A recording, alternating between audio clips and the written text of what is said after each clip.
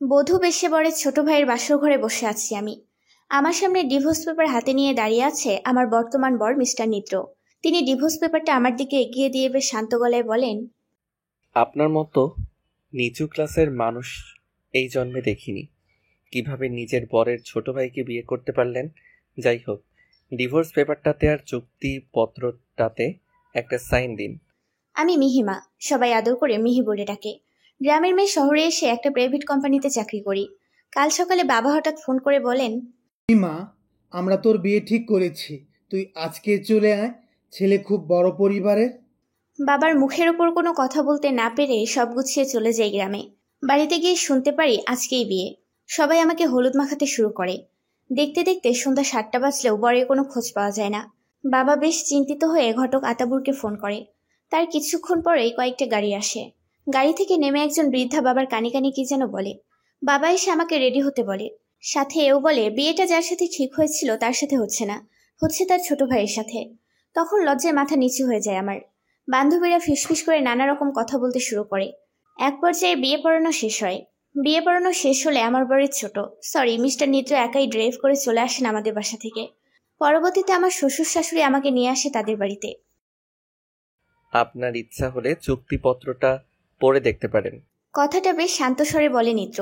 আমি তার দিকে তাকে স্লান হেসে বলি, পড়ার দরকার নেই। কি আর লেখা থাকবে? সর্বোচ্চ আমার জীবন নিতে পারবেন, আর কি।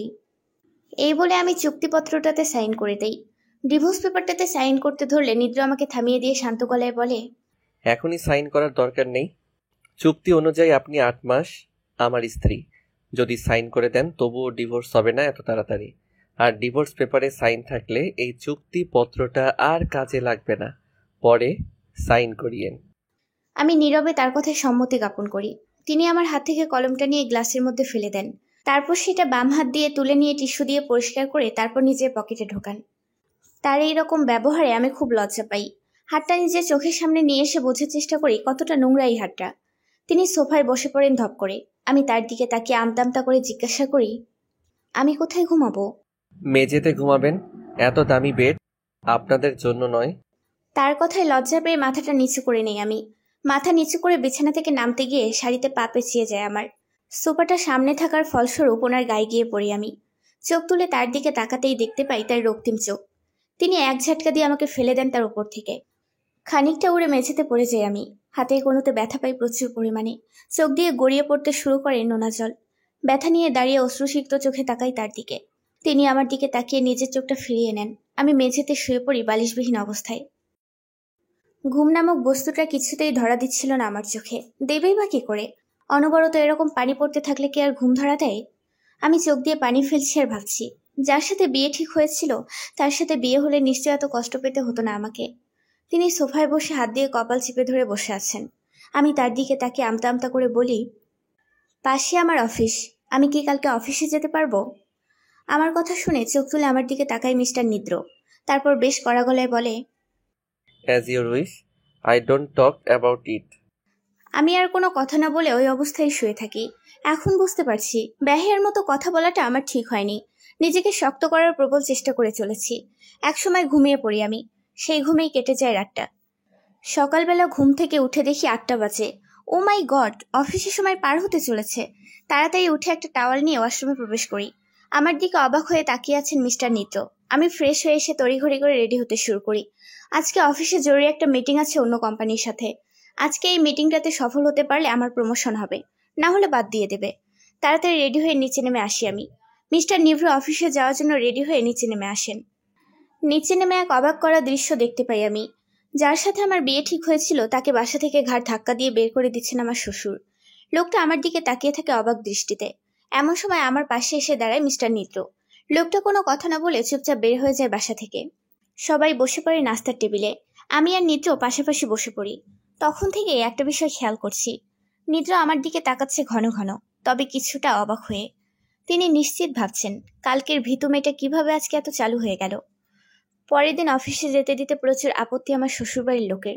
তাদের বোঝানোটা আমার পক্ষে অনেকটা কঠিনই ছিল। তবে শেষ পর্যন্ত তাদের বুঝিয়ে রওনা হই আমি। আমার সাথে বের হন মিস্টার নিত্র। তিনি গাড়ি নিয়ে চলে যান আর আমি রিকশায় বসে পড়ি। অফিসে এসে জানতে পারি যে মিটিং এখনো শুরু হয়নি, তবে যাদের সাথে মিটিং হবে তারা চলে এসেছে। আমি তড়িঘড়ি করে বসের সাথে মিটিং রুমে প্রবেশ করি। সেখানে প্রবেশ করে বেশ চমকে উঠি আমি। মিস্টার নিদ্র বসে আছেন সেখানে। তার পাশে বসে আছে সুটকি আকৃতির একটা মেয়ে। মেয়েটা বেশ চেপে বসেছে নিদ্রের সাথে। তিনিও বেশ হেসে হেসে তার সাথে কথা বলছেন। নিদ্রও যে আমাকে দেখে অবাক হয়েছে সেটা বুঝতে পারি আমি। সাথে এটাও বুঝতে পারি আমার চাকরিটা আজকে চলে যাবে। কিছুক্ষণ পর সত্যি হয়ে যায় ভাবনাটা। মিস্টার নিদ্র মুখের ওপর ডিলটা ক্যান্সেল করে দিয়ে চলে যায় শুটকি মেয়েটাকে নিয়ে। ফলস্বরূপ বস আমাকে বের করে দেয় অফিস থেকে। আমি বসকে নানাভাবে বোঝানোর চেষ্টা করলেও প্রতিবার ব্যর্থ হই। শেষ পর্যন্ত চাকরিটা চলে যায় আমার। মাথার উপর আকাশ ভেঙে পড়ে। 8 মাস পর ডিভোর্স। তখন কি হবে আমার? নিজের অজান্তেই চোখের কোণে নোনা জল জমে যায়। এক বুক কষ্ট নিয়ে অফিস থেকে বের হয়ে এলোমেলো পা ফেলে চলতে শুরু করি আমি। এই মুহূর্তে আমার পাশ দিয়ে চলে যায় নিদ্রের গাড়ি। গাড়ির মধ্যে নিদ্র আর সেই মেয়েটা বেশ হাসাহাসি করছে। আমি এলোমেলো পা ফেলে চলতে শুরু করি। মাথাটা খুব ঘুরছে, সাথে সমস্ত পৃথিবীটাও ঘুরছে মনে হচ্ছে। বহু কষ্টে ব্যাগটা চেক করে দেখি কত টাকা আছে। সিদ্ধান্ত নেই আজকে নাইট ক্লাবে যাব। আমার এই সিদ্ধান্তটা যে মোটেও ঠিক ছিল না সেটা ঢের বুঝতে পারছি। তবুও মনটাকে ঠিক করার জন্য রওনা হয়ে পড়ি নাইট ক্লাবের উদ্দেশ্যে। আগে থেকে এখানে থাকায় বেশ কিছু জায়গা চেনা ছিল, তাই নাইট ক্লাব খুঁজে বের করতে অসুবিধা হয় না আমার। ক্লাবের সামনে নিদ্রের গাড়িটা দেখে বুঝতে পারি তারাও এখানে এসেছে। আমি ভেতরে প্রবেশ করে একটা টেবিলে বসে পড়ি। আমার ঠিক সামনের টেবিলটাতে বসে আছে নিদ্র আর সেই মেয়েটা। নিদ্র আমাকে দেখে বেশ অবাক হয়। দুজন দুজনের দিকে তাকানোর ফলে চোখাচোখি হয়ে যায় নিজেদের মধ্যে। আমি স্লান একটা হাসি দিয়ে চোখটা সরিয়ে নিয়ে একটা ওয়েটারকে বলি বিয়ার দিতে। ওয়েটার বিয়ার দিলে কয়েক গ্লাস খাবার পর মাথাটা ঝিমঝিম করতে শুরু করে। সামনে সবকিছু ঘোলা হতে শুরু করে। এমন সময় আমার সামনে এসে বসে একটা ছেলে। আমি বহু কষ্টে চোখ খোলা রেখে তাকাই নিদ্রের দিকে। নিদ্র আমার দিকে তাকিয়ে আছে এখনো। ছেলেটা হাসি মুখে আমার দিকে তাকিয়ে বলে, আমি কি আপনার সাথে ডান্স করতে পারি? উজবুকটার কথায় আমার রাগ উঠে যায় সপ্তম আসমানে। হাত তুলে কষে একটা থাপ্পড় মারি তার গালে। ছেলেটা অবাক হয়ে আমার থাপ্পড় মারার কারণ বোঝার চেষ্টা করছে। আমি আবার বেশ জোরে বলি, আমি অন্য সবার মতো না যে ঘরে স্বামী রেখে এসে অন্য পুরুষের সাথে ঢলাঢলি করব। মনটা খারাপ তাই এসেছি। দূর হ আমার সামন থেকে। ছেলেটা আমার সামনে থেকে চলে যায়। সামনের টেবিলে বসে আমার সব কথা শুনতে পাই নিদ্র। আমি তার দিকে না তাকিয়ে টেবিলে হেলান দিয়ে শুয়ে পড়ি। যখন ঘুম থেকে উঠি দেখি আমি বসে আছি নিদ্রের গাড়িতে। আমার পাশে বসে গাড়ি চালাচ্ছে নিদ্র। জানালা খোলা থাকার কারণে বাতাস এসে উড়িয়ে দিচ্ছে তার চুলগুলোকে। আমি এক দৃষ্টিতে তাকিয়ে আছি তার দিকে। এক পর্যায়ে তিনি গাড়ি এনে থামান বাড়ির সামনে। আমাকে কাঁধে করে নিয়ে হাঁটতে শুরু করেন তিনি। ভাগ্যটা ভালো থাকার কারণে নিচে কেউ ছিল না। নিদ্র আমাকে নিয়ে রুমে যায় চুপ করে। রুমে যেয়ে আমি নিদ্রকে বিছানায় ফেলে দিয়ে তার উপরে উঠে পড়ি। আমার দিকে অবাক হয়ে তাকিয়ে আছে নিদ্র। আমার নেশাভাব যে এখনো কাটেনি সেটা বেশ বুঝতে পারছেন তিনি। আমি এক পর্যায়ে নিজের ঠোঁটটা মিশিয়ে দেই তার ঠোঁটের সাথে। তিনি আমাকে ঝাটকা দিয়ে সরিয়ে দেন। তারপরে আমার মনের ভাব পাল্টে না। এবার বেশ শক্ত করে তাকে ধরে কিস করতে শুরু করি। তিনি অনেক চেষ্টা করে আমাকে ছাড়াতে পারেন না। এমন সময় দরজায় ঠকঠক শব্দ হয়। নিদ্রা আমাকে ঝাটকা দিয়ে সরিয়ে দিয়ে দরজা খুলতে চায়। দরজা খোলার সাথে সাথে ভেতরে প্রবেশ করে নিদ্রের বড় ভাই, যার সাথে আমার বিয়ে ঠিক হয়েছিল। নিদ্র বড় ভাইকে জড়িয়ে ধরে। আমি নেশালো ভাব নিয়ে কাণ্ডগুলো দেখছি।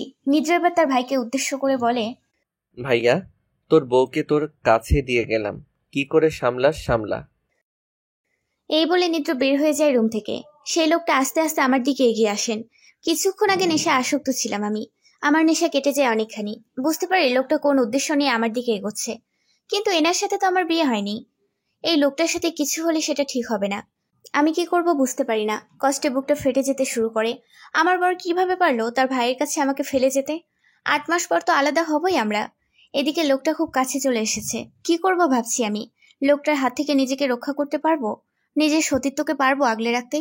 এক পর্যায়ে লোকটা আমার কাছে চলে আসে। কোনো স্বামী কখনো এভাবে নিজের বউকে ভাইয়ের কাছে ফেলে যেতে পারে সেটা আমার জানা ছিল না। এদিকে লোকটা আমার পাশে চলে আসে। এমন সময় খট করে খুলে যায় দরজা। লোকটার সাথে সাথে পেছনে তাকায় অনেকটা ভয় নিয়ে। নিদ্র তাড়াতাড়ি এসে দাঁড়ায় আমার আর লোকটার মাঝে। সে তার ভাইকে উদ্দেশ্য করে খানিকটা নিচু গলায় বলে, অনেক ভাইয়া, তুই এখান থেকে চলে যা। বাবা আসতেছে আমার রুমে। বুঝলাম না কিভাবে টের পেলো। নিদ্রের দিকে এবার বেশ খানিকটা সন্দেহ নিয়ে তাকায় অনেক। তারপর আমার দিকে তাকিয়ে একটু জোর গলায় বলে, আমাকে তাড়ানোর বুদ্ধি করেছিস নিদ্র? রক্ষা করতে চাইছিস তোর বউকে? তুই মনে রাখিস, এই মেয়েটার সাথে আমার বিয়ে হবার কথা ছিল। নিদ্র শান্ত চোখে তাকায় অনেকের দিকে। তারপর পেছনে ঘুরে আমার দিকে তাকায়। তারপর সামনে তাকিয়ে মুচকি এসে বলে, তাহলে বিয়ে না করে পালালে কেন? নিদ্রের এমন প্রশ্নে খানিকটা ভ্যাবাচাকা খেয়ে যায় অনেক। সে নিদ্রের দিকে তাকিয়ে আস্তে করে বলে, নিদ্র, তুই জানিস আমি রুহিকে ভালোবাসি। আজ রুহিও আমাকে ছেড়ে চলে গেল। তাই এখন বউয়ের দাবি নিয়ে এসেছো? অনেকের বাকি কথাটা শেষ করে দেয় নিদ্র। সে অনেকের দিকে তাকিয়ে আবার বলে, শোনো, তুমি পালিয়ে যাওয়ার কারণে ওর সাথে আমার বিয়ে হয়েছে। বিয়ে হয়েছে মানে সে আমার ওয়াইফ। যদিও 8 মাস পরে আমাদের ডিভোর্স হবে, তবুও এখন তো সে আমার বউ। আর তুমি ভাবলে কি করে আমার বউকে আমি তোমার হাতে তুলে দেব এত সহজে? তোমাকে পরীক্ষা করলাম ভাইয়া। ছি, আই হেট ইওর মাইন্ড। বাবা তোমাকে ত্যায্য করেছে, কারণ তোমার মতো ছেলে বাবার চাই না, যে একটা মেয়ের জন্য নিজের বাবা মাকে খুন করার প্ল্যান করে। সেরকম ছেলে কোনো বাবা মা চায় না। আমিও আজ থেকে তোমাকে ত্যায্য করলাম ভাই হিসেবে। বের হও, না হলে বাবাকে ডাকবো। বাবার কথা শুনে ভয় পেয়ে যায় অনিক। সে নিদ্রের দিকে তাকিয়ে চুপ করে বের হয়ে যায়। নিদ্র আমার দিকে তাকিয়ে দরজাটা লাগিয়ে দিয়ে এসে সোফায় বসে পড়ে। আমি তার দিকে তাকিয়ে দীর্ঘ একটা নিঃশ্বাস ফেলি। নিদ্র আমার দিকে তাকিয়ে মুচকি হেসে বলে, নেশা কেটে গেছে আপনার? আমি তার দিকে তাকিয়ে মুচকি হাসি দিয়ে বলি, যে অবস্থায় ফেলে গেছেন আরো নেশা থাকে? নেশা বাপ বাপ করে পালিয়ে গেছে। নিদ্র আমার কথায় শুধু মুচকি একটা হাসি দেয়, কোনো কথা বলে না। আমি মেঝেতে শোয়ার প্রস্তুতি নিতে শুরু করি। এমন সময় নিদ্র আমার দিকে তাকিয়ে বলে, বিছানাটা বড় আছে, চাইলে এক সাইডে থাকতে পারেন, তবে মাঝে কোলবালিশটা রাখতে হবে। লাইট অফ করা যাবে না। তার কথায় আমি এক আলাদা প্রশান্তি খুঁজে পাই। সাথে মনের মধ্যে প্রশ্ন জাগে, আচ্ছা আমি কি তাকে স্বামী হিসেবে চাই? কেন তার সাথে শোয়ার কথায় মনটা এত খুশি হলো? তবে কি তার প্রতি আমার অনুভূতি জন্মেছে? এত শত না ভেবে আমি অনেকটা খুশি হয়ে বিছানায় শুয়ে পড়ি। কোলবালিশটা মাঝখানে রেখে তার দিকে চোখ করে শুয়ে থাকি। নিদ্র সোফা থেকে উঠে আমার পাশে শুয়ে পড়ে। এখন দুইজনে একই বিছানায়, শুধুমাত্র কোলবালিশটা দিয়ে বর্ডার দেয়া। আমি ব্যাহের মতো নিদ্রের দিকে তাকিয়ে আছি। নিদ্র আমার এরকম তাকিয়ে থাকা দেখে নিজেও আমার দিকে ঘুরে তাকিয়ে থাকে। প্রতিযোগিতা শুরু হয়ে যায় কে বেশিক্ষণ তাকিয়ে থাকতে পারে। প্রতিযোগিতায় নিঃসন্দেহে জয়লাভ করে নিদ্র। তার এরকম তাকিয়ে থাকা দেখে লজ্জা পেয়ে চোখ সরিয়ে নিতে বাধ্য হই আমি। নিদ্র আমার দিকে তাকিয়ে মুচকি এসে বলে, আপনার চাকরিটা চলে গেছে, তাই না? তার কথার উত্তরে আমি শুধু নীরবে মাথা নাড়াই, কোনো কথা বলি না। সে মুখ দিয়ে এক অদ্ভুত ধরনের শব্দ করে, তারপর মুচকি এসে বলে, আপনাদের সাথে ডিলটা করলে আমাদের অনেক লস হতো, তাই আর ডিলটা করিনি। তার উপর রুষারও আপত্তি ছিল ডিলটা নিয়ে, তাই মুখের উপরই না বলে দিয়ে চলে আসি। আমি এবার নিদ্রের দিকে তাকিয়ে বলি, আমার চাকরিটা তো গেল, চাকরি খুঁজতে হবে এখন আবার। আচ্ছা ওই শুটকি আকৃতির বেয়াদব মেয়েটার নাম কি রুষা? নিদ্র মুচকে একটা হাসি দিয়ে বলে, হুম, সে আমার পিএ। অবশ্য এই মাস শেষ হলেই সে আমেরিকা চলে যাবে তার বরের কাছে। তখন পদটা ফাঁকা হয়ে যাবে, নতুন কোনো মেয়েকে আনতে হবে আবার। আমি নিদ্রের মুচকি হাসিটার ওপর বেশ বড়সড়ভাবে গ্রাসিত হই। এক দৃষ্টিতে তাকিয়ে থাকি তার দিকে। আমার এরকম তাকানো দেখে নিদ্র উল্টো ঘুরে শুয়ে পড়ে। তারপর এদিকে না তাকিয়ে ঘুমিয়ে পড়ে সে। তার সাথে ঘুমিয়ে পড়ি আমিও। পরের দিন সকালবেলা উঠে নিজেকে ঠিক জায়গায় আবিষ্কার করলেও নিদ্রকে তার জায়গায় দেখতে পাই না আমি। খানিকটা কৌতূহল নিয়ে চোখ পিটপিট করে চারিদিকে তাকাই। এক পর্যায়ে চোখ আটকে যায় ওয়াশরুমের দরজার সামনে। ওয়াও! সদ্য গোসল শেষ করে বের হয়েছে নিদ্র। পরনে হাফ প্যান্ট আর গেঞ্জি। মাথার চুলগুলো ভালো করে না মোছার কারণে চুল বেয়ে বেয়ে পানি পড়ছে হালকা হালকা। সেই সাথে তার লাল টকটকে ঠোঁটটা আরো সৌন্দর্য বৃদ্ধিতে মুখ্য ভূমিকা রেখেছে। আমি তার দিকে তাকিয়ে চোখ ফেরাতে পারছি না। নিদ্র আমার দিকে তাকিয়ে মুচকি একটা হাসি দিয়ে সোফায় বসে পড়ে। তার এই মুচকি হাসিটাই আমার মনটা কেড়ে নেওয়ার জন্য যথেষ্ট, এর থেকেও বেশি। আমি ব্যাহিয়ার মতো তাকিয়ে আছি তার দিকে। নিদ্র সোফায় বসে ল্যাপটপটা কোলে বসিয়ে মনোযোগ দিয়ে কাজ করতে শুরু করে। আমি বিছানা থেকে উঠে বিছানা গোছাতে শুরু করি। আমি বারবার নিদ্রের দিকে তাকালেও সে একবারও আমার দিকে তাকায়নি। আমি ওয়াশরুম থেকে ফ্রেশ হয়ে বের হই। এমন সময় কাজের মেয়ে ফুলি এসে খবর দেয় ব্রেকফাস্ট করার জন্য নিচে ডাকছে সবাই। নিদ্র হাফ প্যান্ট আর গেঞ্জি পরা অবস্থায় ল্যাপটপটা কোল থেকে নামিয়ে রেখে বের হয়ে যায় রুম থেকে। আমি অবাক হয়ে তার পেছন পেছন বের হই রুম থেকে। সবাই নাস্তার টেবিলে বসে আছে। আমরা দুজন গিয়ে পাশাপাশি বসে পড়ি। নিদ্র খাবার তুলে নিয়ে খেতে শুরু করে। আমিও তার দেখা দেখি খাবার তুলে নিয়ে খেতে শুরু করি। প্রথমের দিকে সবাই চুপ থাকলেও মধ্যবর্তী সময়ে আমার শ্বশুর আমাকে উদ্দেশ্য করে বলে, বৌমা, তুমি আজকে অফিসে যাবে না? আমি মাথা নিচু করে বলি, বাবা, আমার চাকরিটা চলে গেছে, এখন আরেকটা চাকরি খুঁজতে হবে।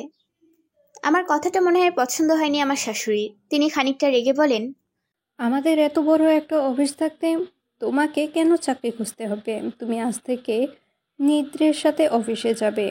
নিদ্র বৌমাকে অফিসে নিয়ে যাবে। নিদ্র এবার মাথা তুলে এই কথা প্রতিবাদ করতে শুরু করে। সে নানাভাবে বোঝানোর চেষ্টা করে যে অফিসে এই মুহূর্তে কোনো পথ ফাঁকা নেই, কিন্তু আমার অবশ শ্বশুর শাশুড়ি কড়া গলায় জানিয়ে দেয়, পদ না থাকলে পদ বানিয়ে নিবি, তবুও তোকে অফিসে নিয়ে যেতেই হবে। শেষ পর্যন্ত নিদ্র খাবার শেষ না করে উঠে পড়ে। আমি নিদ্রের সাথে অফিসে যাব কথাটা এখনো বিশ্বাস করতে পারছি না। মনে মনে এত খুশি হয়েছি যা বলে বোঝানো কঠিন। কিন্তু কেন খুশি হলাম আমি? আর 8 মাস পর তো আমরা দুজন আলাদা হয়ে যাব। এই কথাটা ভেবে মনটা খানিকটা খারাপ হয়ে যায়। সেদিনের মতো নিদ্রের গাড়িতে করে অফিসে যাই আমি। প্রথম দিন অফিসে গিয়ে এরকম কিছু করে ফেলবো সেটা আমি কখনো ভাবতে পারিনি। নিদ্র আমাকে সামনে বসিয়ে রেখে রাগি চোখে তাকিয়ে আছে আমার দিকে। চোখ দিয়ে আগুনের ফিরকি ঝরছে। নিদ্রের সাথে গাড়িতে করে রওনা দেয় অফিসের পথে। অফিসে পৌঁছে নিদ্র গাড়িটা পার্কিং করে আমার দিকে তাকিয়ে খানিকটা ধমক দিয়ে বলে, চলুন তাড়াতাড়ি। এই বলে তিনি হাঁটতে শুরু করেন। আমিও তার পিছন পিছন হাঁটতে শুরু করি। অফিসের দরজার কাছে যেতেই দারোয়ান আমাদের দেখে দাঁড়িয়ে পড়ে। আমি ভালোভাবে লক্ষ্য করে দেখি, ও মা, এটা তো আমার আগের অফিসটার থেকে 4 গুণ বড়। ভিতরে প্রবেশ করতেই শুটকি আকৃতির রুষা নামক ফালতু মেয়েটা এসে নিদ্রের সামনে দাঁড়ায়। তারপর নিদ্রের সাথে হাত মিলিয়ে খানিকটা সন্দেহ চোখে তাকায় আমার দিকে। রুষা এখনও নিদ্রের হাতটা ধরে আছে। নিদ্র এবার নিজ দায়িত্বে নিজের হাতটা সরিয়ে নেয় রুষার কবল থেকে। নিদ্রের এই কাজ দেখে আমার মনটা বেজায় খুশি হয়। নিদ্র, এইটা ওই মেয়েটা না যে নাইট ক্লাবে ঘুমিয়ে পড়েছিল? কথাটা নিদ্রকে উদ্দেশ্য করে বলে রুষা। নিদ্র আমার দিকে তাকিয়ে মুচকি হেসে বলে, ওই মেয়েটাই। রুষা সাথে সাথে আমার দিকে তাকিয়ে খানিকটা কড়া গলায় বলে, এখানে কেন এসেছো তুমি? আমার কথাটার উত্তর নিদ্রই দিয়ে দেয়। সে রুষার দিকে তাকিয়ে বলে, ও এখানে জব করবে। রুষা, তুমি তোমার কাজে যাও, আমি ওকে নিয়ে যাচ্ছি আমার রুমে। রুষা আর কিছু না বলে চুপ করে তাকিয়ে থাকে আমার দিকে। তার এরকম তাকানো মোটেও পছন্দ হয় না আমার। আমি তাড়াতাড়ি নিদ্রের সাথে তার রুমের দিকে রওনা হই। রুষা কিছুক্ষণ আমাদের দিকে তাকিয়ে থেকে নিজের কাজে রওনা হয়। দরজা ঠেলে আমাকে নিয়ে ভেতরে প্রবেশ করে নিদ্র। আমি অবাক হয়ে দেখতে থাকি সম্পূর্ণ রুমটা। অনেক সুন্দর করে গুছিয়ে রাখা হয়েছে সবকিছু। নিদ্র নিজের ডেস্কের ওপাশের চেয়ারটাতে বসে। আমাকে তার সামনের চেয়ারটাতে বসতে বলে। আমি তার কথা মতো তাড়াতাড়ি করে বসে পড়ি তার সামনের চেয়ারটাতে। নিদ্র এবার আমার দিকে ঝুঁকে খানিকটা নরম গলায় বলে, যতদিন রুষা আছে ততদিন আপনার কোনো কাজ নেই। রুষা গেলে তার জায়গাটাতে আপনাকে দেয়া হবে। এখন কি করবেন বলেন? আমি নিদ্রের দিকে তাকিয়ে একটা মুচকি হাসি দিয়ে বলি, আপনি জানেন। নিদ্র এবার ঝোঁকা থেকে উঠে চেয়ারে হেলান দিয়ে রুবিক্স কিউবটা ঘোরাতে ঘোরাতে বলে, আমি বাবাকে বলতে চাইছিলাম যে পরের মাস থেকে অ্যাটেন্ড করতে, কিন্তু তিনি তো আমার কোনো কথাই শুনলেন না। আর মাত্র 10 দিন মাস শেষ হতে। আপনি একটু বুঝিয়ে বলবেন বাবাকে যে পরের মাস থেকে জয়েন করবেন। অযথা এখানে এসে বসে থাকার মানে হয়? আমি তার কথা শুনে নিজের মুচকি হাসিটা মুখের মধ্যে রেখে বলি, না, আপনার সাথে অফিসে আসবো প্রতিদিন। দরকার হলে আপনি কাজ করবেন আর আমি বসে বসে দেখব, তবু আসবো। নিদ্র আমার কথাটা শুনে হালকা রেগে যায়। সে একটু চিল্লিয়ে বলে, থাকুন তাহলে বসে, আপনার ভালোর জন্য বলছিলাম। আর আপনি থাকুন, বসে থাকুন। এই বলে নিদ্র একটা ফাইল টেনে নিয়ে সেটা দেখায় মনোযোগ দেয়। আমি নিদ্রের রাগটা আরেকটু বাড়িয়ে দেওয়ার জন্য শয়তানি করে বলি, বসে বসে আমার বরকে দেখব।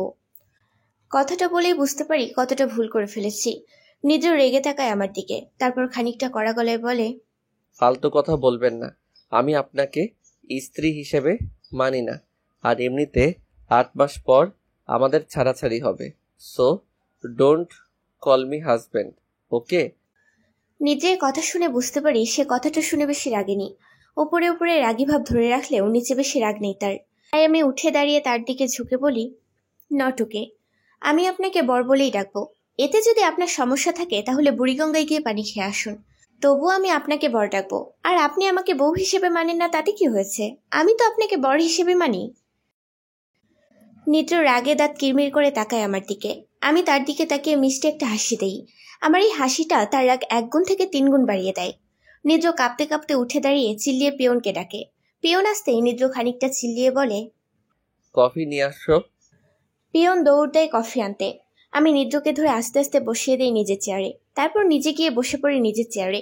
নিদ্র নিচের দিকে তাকিয়ে আছে এক দৃষ্টিতে। আমি নিদ্রে এভাবে তাকিয়ে থাকা দেখে বলি, দেখেন, আপনি আমাকে কেন স্ত্রী হিসেবে মানেন না একটা কারণ বলবেন?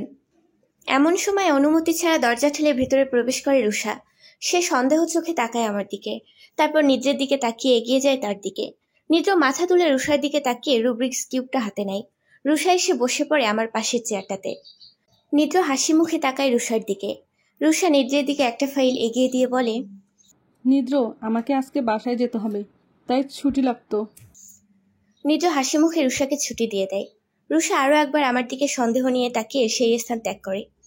নিদ্র রুষার দেওয়া ফাইলটা খুলতে খুলতে আমাকে উদ্দেশ্য করে বলে, আপনিও কি এখনই বাসা যাবেন? আমি মাথা নাড়িয়ে বলি, না, আমি আমার বরের সাথে এসেছি, বরের সাথে যাব। আমার কথায় নিদ্র প্রচুর রেগে যায়, কিন্তু কোনো কথা বলে না। আমি যে দিন দিন নিদ্রের প্রতি দুর্বল হয়ে পড়েছি সেটা বুঝতে অসুবিধা হচ্ছে না। নিদ্রের প্রতি জন্মাচ্ছে আমার ভালোবাসা। এমন সময় পিয়ন এসে কফি দিয়ে যায়।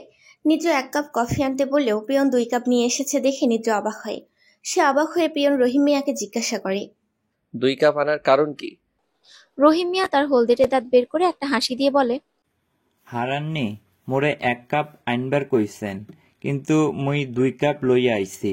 কারণ এই যে ম্যাডাম আছে না, তার জন্যে 1 কাপ আর আন্নের জন্য 1 কাপ। রহিম মিয়ার কথা বুঝতে অনেকক্ষণ সময় লাগে আমার।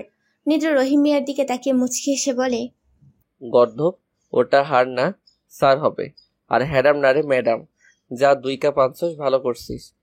রহিম মিয়া পুনরায় তার হলদেটে দাঁত বের করে একটা হাসি দিয়ে বলে, হার মুই তাইলে গেনু, হ্যাডাম গেনু মুই।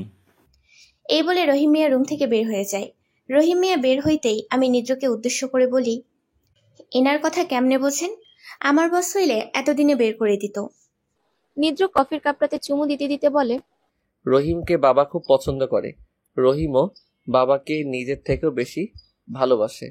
আমারও রহিম মিয়াকে ভালো লাগে, তার কথাগুলো শুনতে মন চাই। তাই তো শুরু থেকে বাবার সবাইকে চেঞ্জ করলেও রহিমকে রেখে দিচ্ছে অফিসে। এই বলে নিদ্র কফির কাপ রেখে উঠে দাঁড়িয়ে একটু বাইরে যায়। আমি সাথে সাথে নিদ্রের কাপটা নিজে নিয়ে আমার কাপটা নিদ্রের জায়গায় রেখে দেই। আমি এখন বেশ বুঝতে পারছি আমি নিদ্রকে সম্পূর্ণ মনটা দিয়ে ভালোবেসে ফেলেছি, কিন্তু 8 মাস পরে এই ভালোবাসাটা ছিন্ন হয়ে যাবে ভেবে খুব কষ্ট পাই। নিদ্র রুমে প্রবেশ করে চেয়ারে বসে পড়ে। কফির কাপটার দিকে তাকিয়ে প্রচন্ড রেগে যায় সে। হাত দিয়ে তুলে আছাড় মারে কাপটাকে। তারপর রাগী চোখ নিয়ে তাকায় আমার দিকে। এক পর্যায়ে চিল্লিয়ে বলে, গেট লস্ট, বের হন আমার অফিস থেকে। হঠাৎ নিদ্রে এরকম রেগে যাওয়ার কারণ বুঝতে পারি না আমি। নিদ্রের চিৎকার শুনে অফিসে সবাই এসে দাঁড়িয়েছে দরজার বাহিরে। কি করব ভেবে পাচ্ছি না আমি। এমন সময় একটা কাজ করে ফেলে উজবুকের মতো আমি নিদ্রের ঠোঁটের সাথে নিজের ঠোঁট মিশিয়ে দেই। দরজার বাহিরে দাঁড়ানো সবাই সাথে সাথে সেখান থেকে চলে যায়। নিদ্রের রাগের পরিমাণ চূড়ান্ত পর্যায়ে ছড়িয়ে যায়। চোখ মুখ লাল টকটকে রং ধারণ করে। নিজেকে অনেক বেহায়া মনে হচ্ছে, সাথে কমন সেন্স লেসও। কিভাবে এই কাজটা করতে পারলাম? নিদ্রে তো রেগে যাওয়া ঠিকই আছে। অফিসে সবাই আমার দিকে তাকিয়ে আছে। নিদ্র আমাকে থাপ্পড় মেরে বের করে দেয় রুম থেকে। তারপর সে গাড়ি নিয়ে রওনা দেয় বাসার উদ্দেশ্যে। আমিও সেখানে না থেকে হাঁটতে শুরু করি। অফিস থেকে বের হওয়ার সময় রহিম মিয়া সামনে এসে একগাল হেসে বলে, হ্যাডাম মন খারাপ কইরেন না, হারের একটু রাগ বেশি। আমি রহিম মিয়ার কথায় স্ল্যান একটা হাসি দিয়ে বের হয়ে আসি অফিস থেকে। হাঁটতে শুরু করি বাসার উদ্দেশ্যে। নিজেকে বেহায়া ভাবার কারণ অনেক আছে, কিন্তু এই মুহূর্তে কারণটা খুবই বাজে। আমি এখনো বুঝতে পারছি না কেন তখন কিসটা করলাম।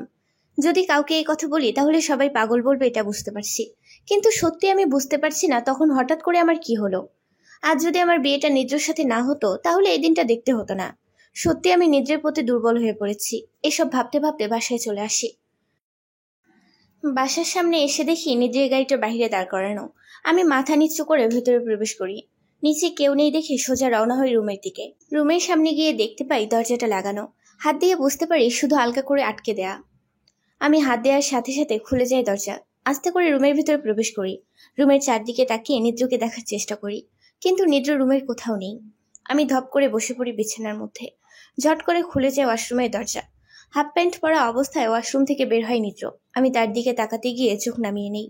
আর তার প্রতি দুর্বল হওয়া যাবে না। আমি মাথা নিচু করে দাঁড়িয়ে যাই। নিদ্র আমার দিকে তাকালো কিনা বুঝতে পারছি না।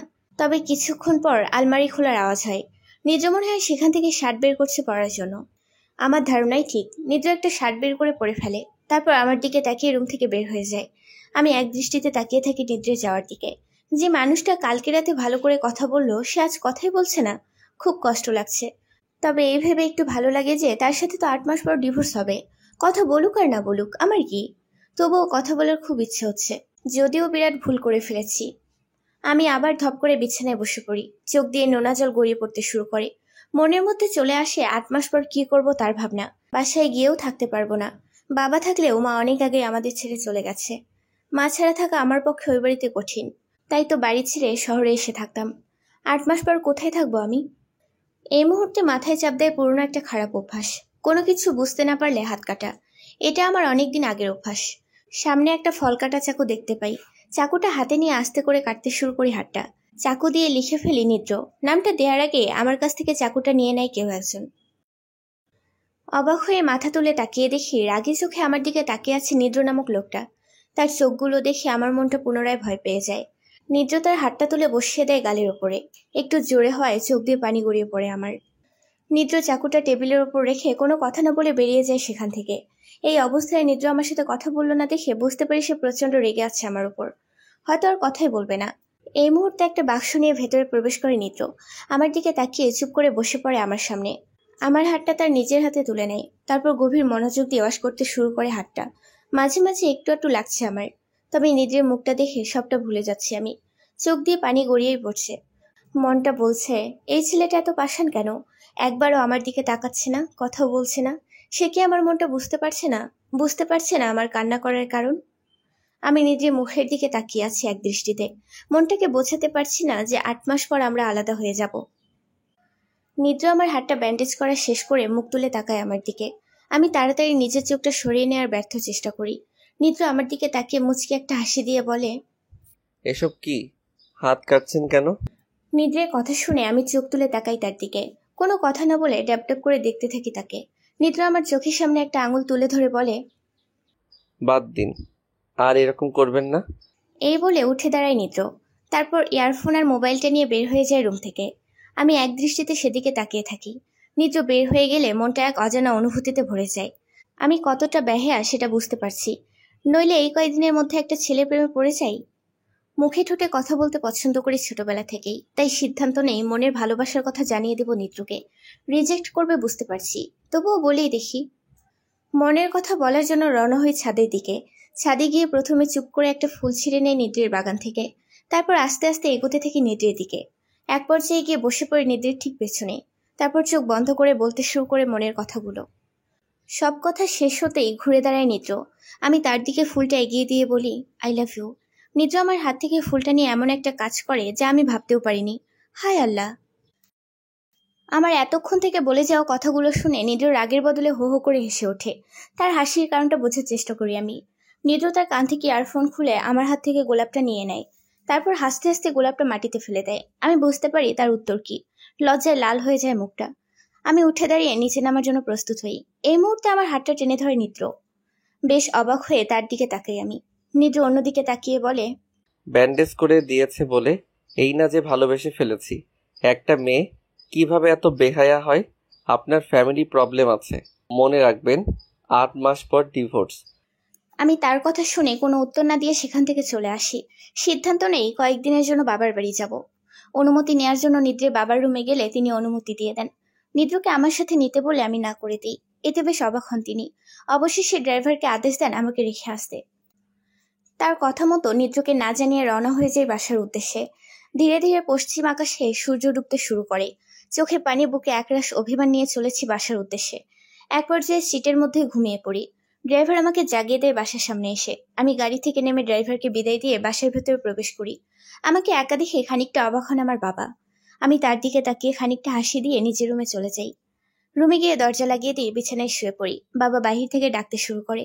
আমি খানিকটা চিল্লিয়ে তার উদ্দেশ্যে বলি, বাবা, আমি একটু পর বের হচ্ছি। বাবা আর কোনো কথা না বলে চলে যায়। আমি উপর হয়ে বালিশে মাথা গুজে শুয়ে থাকি। চোখ দিয়ে পানি ঝরতে শুরু করে বিপুল পরিমাণে। কি ভুল করেছি আমি? কি ভুল করেছি? তাকে নিয়ে সংসার সাজাতে চেয়েছি, তার জন্য এত বেহায়া হয়েছি। তার জন্যই নিজের অবস্থান থেকে নিচে নেমেছি, শুধুমাত্র তাকে ভালোবাসি বলে। কিন্তু এটা ভাবিনি যে এক পক্ষের ভালোবাসা দিয়ে কোনো কিছু হয় না। একটু ভালোবাসা চেয়েছিলাম, শুধু একটু। এতটুকু ভালোবাসাও কি দেয়া যায় না? এই মুহূর্তে মাকে খুব মনে পড়ছে, মায়ের সান্ত্বনাগুলো। সত্যি মা যে আমার জীবনে কি ছিল সেটা এখন বুঝতে পারছি। চিৎকার করে মাকে ডাকতে চাচ্ছে এই ব্যাহে এমনটা। মনে হচ্ছে কেউ নীরবে আমার মাথায় হাত বোলাচ্ছে। মাথা তুলে তাকাই মাথার দিকে, মাকে দেখতে পাই সেখানে। তিনি আমার মাথায় হাত বুলিয়ে দিতে দিতে বললেন, পাগলি মেয়ে, মায়েরা সব সময় সন্তানের পাশে থাকে, সন্তানের সব কাজকর্মে তাদের সঙ্গে থাকে মায়েরা। মা জাতি এমন এক জাতি যারা সন্তানকে ছাড়া কোথাও থেকে শান্তি পায় না। মা জাতি একটু বেহায়া হয় রে, সন্তানের জন্য তারা সব করতে পারে। আমি সব সময় তোর সাথে আছি আমার পাগলি মেয়ে, কান্না নয়। সামনের বিপদটাকে তাড়ানোর চেষ্টা কর। খবরদার নিজেকে কখনো বেহায়া বলবি না। এই বলে আস্তে আস্তে মিলিয়ে যান তিনি।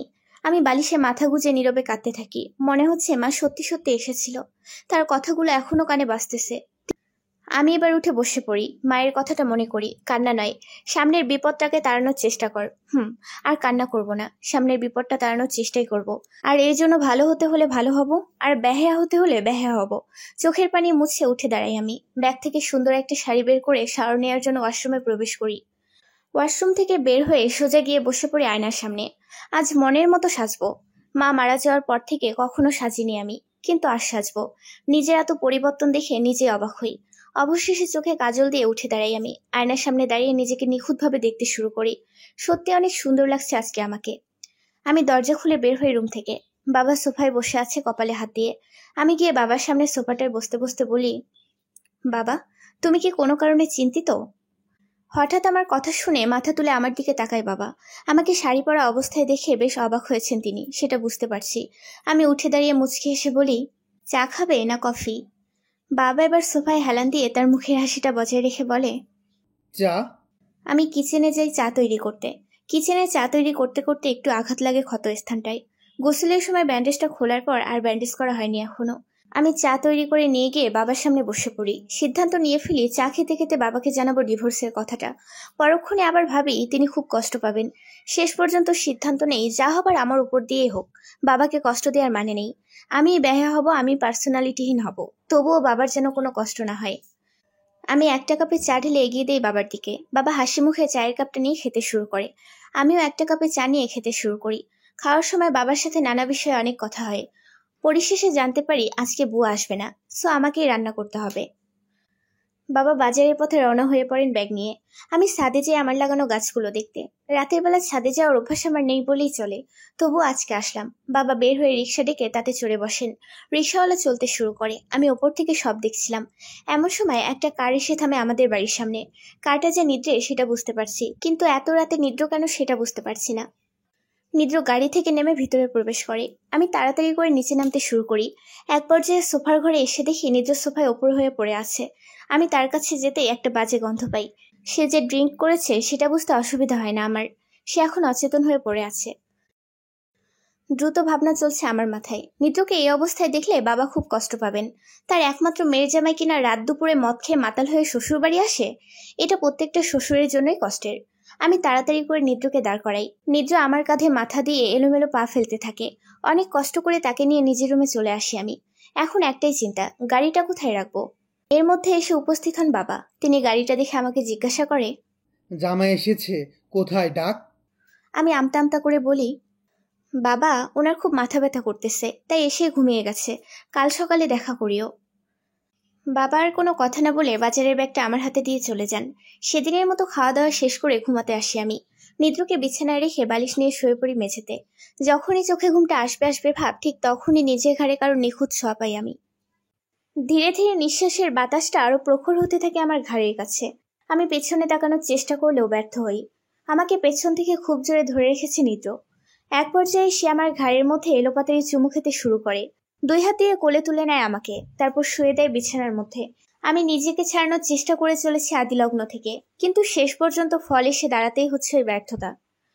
নিদ্র এবার আমার উপরে উঠে হাত দুটো 2 দিকে করে চেপে ধরে, তারপর মুখ আস্তে আস্তে এগিয়ে আনে আমার মুখের দিকে।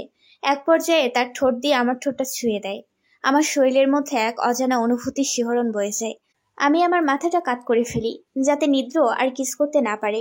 এবার নিদ্র তার এক হাত টেনে আমাকে বুকে জড়িয়ে নেয়, তারপর কানের কাছে ফিসফিস করে বলে, অযথা বিরক্ত করছো আমাকে, আমার কাজ আমাকে করতে দাও। তার কথা শুনে মাথায় রাগ উঠে যায় আমার।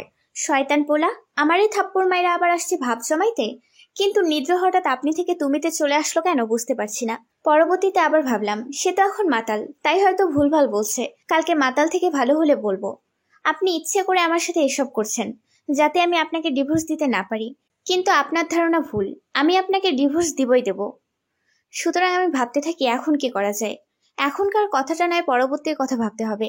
এদিকে নিত্য একাধারে আমার উপর রোমান্টিক অত্যাচার করেই চলেছে। আমি ভাবছি এখন তার সাথে শারীরিক সম্পর্ক করলে পরবর্তীতে বিশাল প্রবলেম হবে। যথারীতি 8 মাস পর আমাদের ডিভোর্স হলে বাচ্চাটার কি হবে? এবার নিদ্র আমার ঠোঁটের সাথে তার ঠোঁট মিশিয়ে দেয়। আমি চোখ বন্ধ করে ভাবতে থাকি কিভাবে এখন নিজেকে রক্ষা করব। অনেকবার নিজেকে ছাড়ানোর চেষ্টা করলেও নিজের শক্ত হাতের সাথে পেরে উঠিনি। এবার অন্য বুদ্ধি বের করতে হবে, সেটাও ভাবছি। কিন্তু কি বুদ্ধি? আমি এবার হঠাৎ করে নিদ্রকে নিচে শুয়ে দিয়ে উঠে পড়ি। নিদ্র কিছুক্ষণ অবাক হয়ে আমার দিকে তাকিয়ে তারপর মাথা নিচু করে বলে, তুমি ভাবছো আমি এখন মাতাল? তোমার সাথে শারীরিক সম্পর্ক করলে ডিভোর্সের পর বাচ্চাটার কি হবে? আজকে আমি নিজে শারীরিক সম্পর্ক করে কাল সকালে উঠে ঠিকই চলে যাব তোমাকে দোষারোপ করে। এসবই ভাবছো তাই না?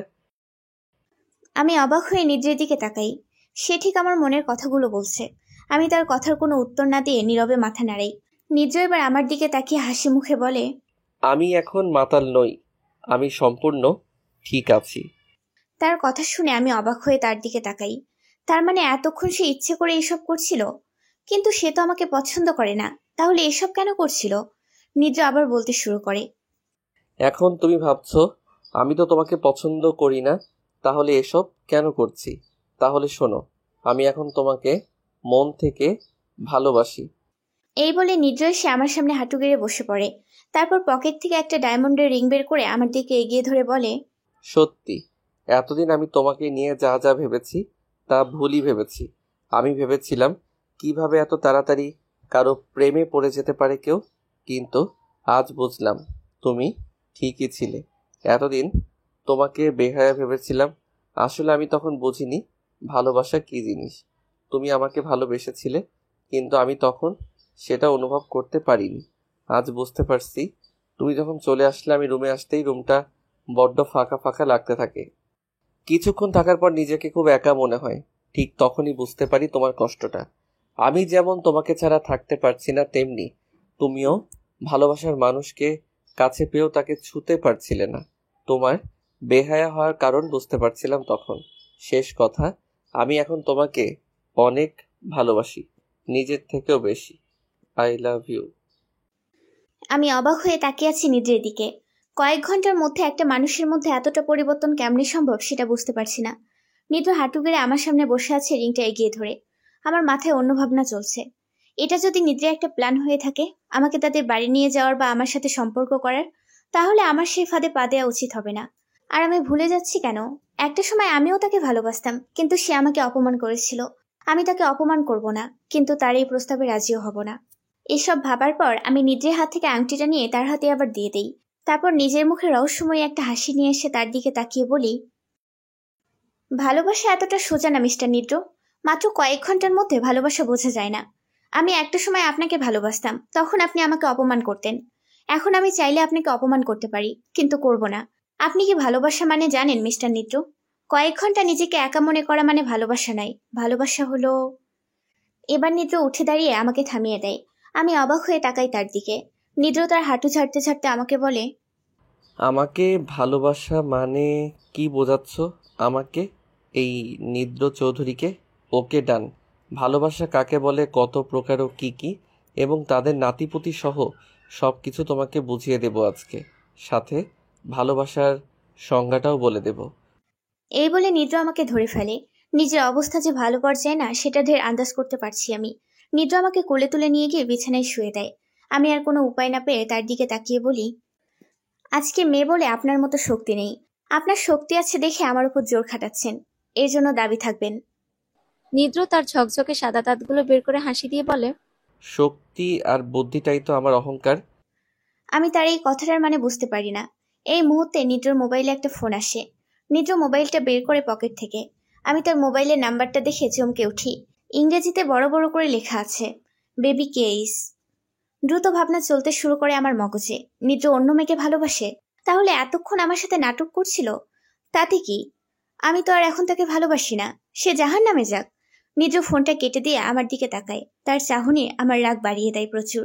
আমি রাগী গলায় চিল্লিয়ে বলি, ভালোবাসেন একজনকে, সম্পর্ক করেন আরেকজনের সাথে? চরিত্রহীন লম্পট, দূর হন। আমার কথা শুনে বেশ রেগে যায় নিদ্র। তার রাগকে ভয় না পেয়ে উল্টো আমারও রাগ হয়। কিন্তু যখন বুঝতে পারি তার রাগের অবস্থান ভালো না, তখন আমার রাগ কিছুটা হলেও কমে যায়, তবে সম্পূর্ণ না।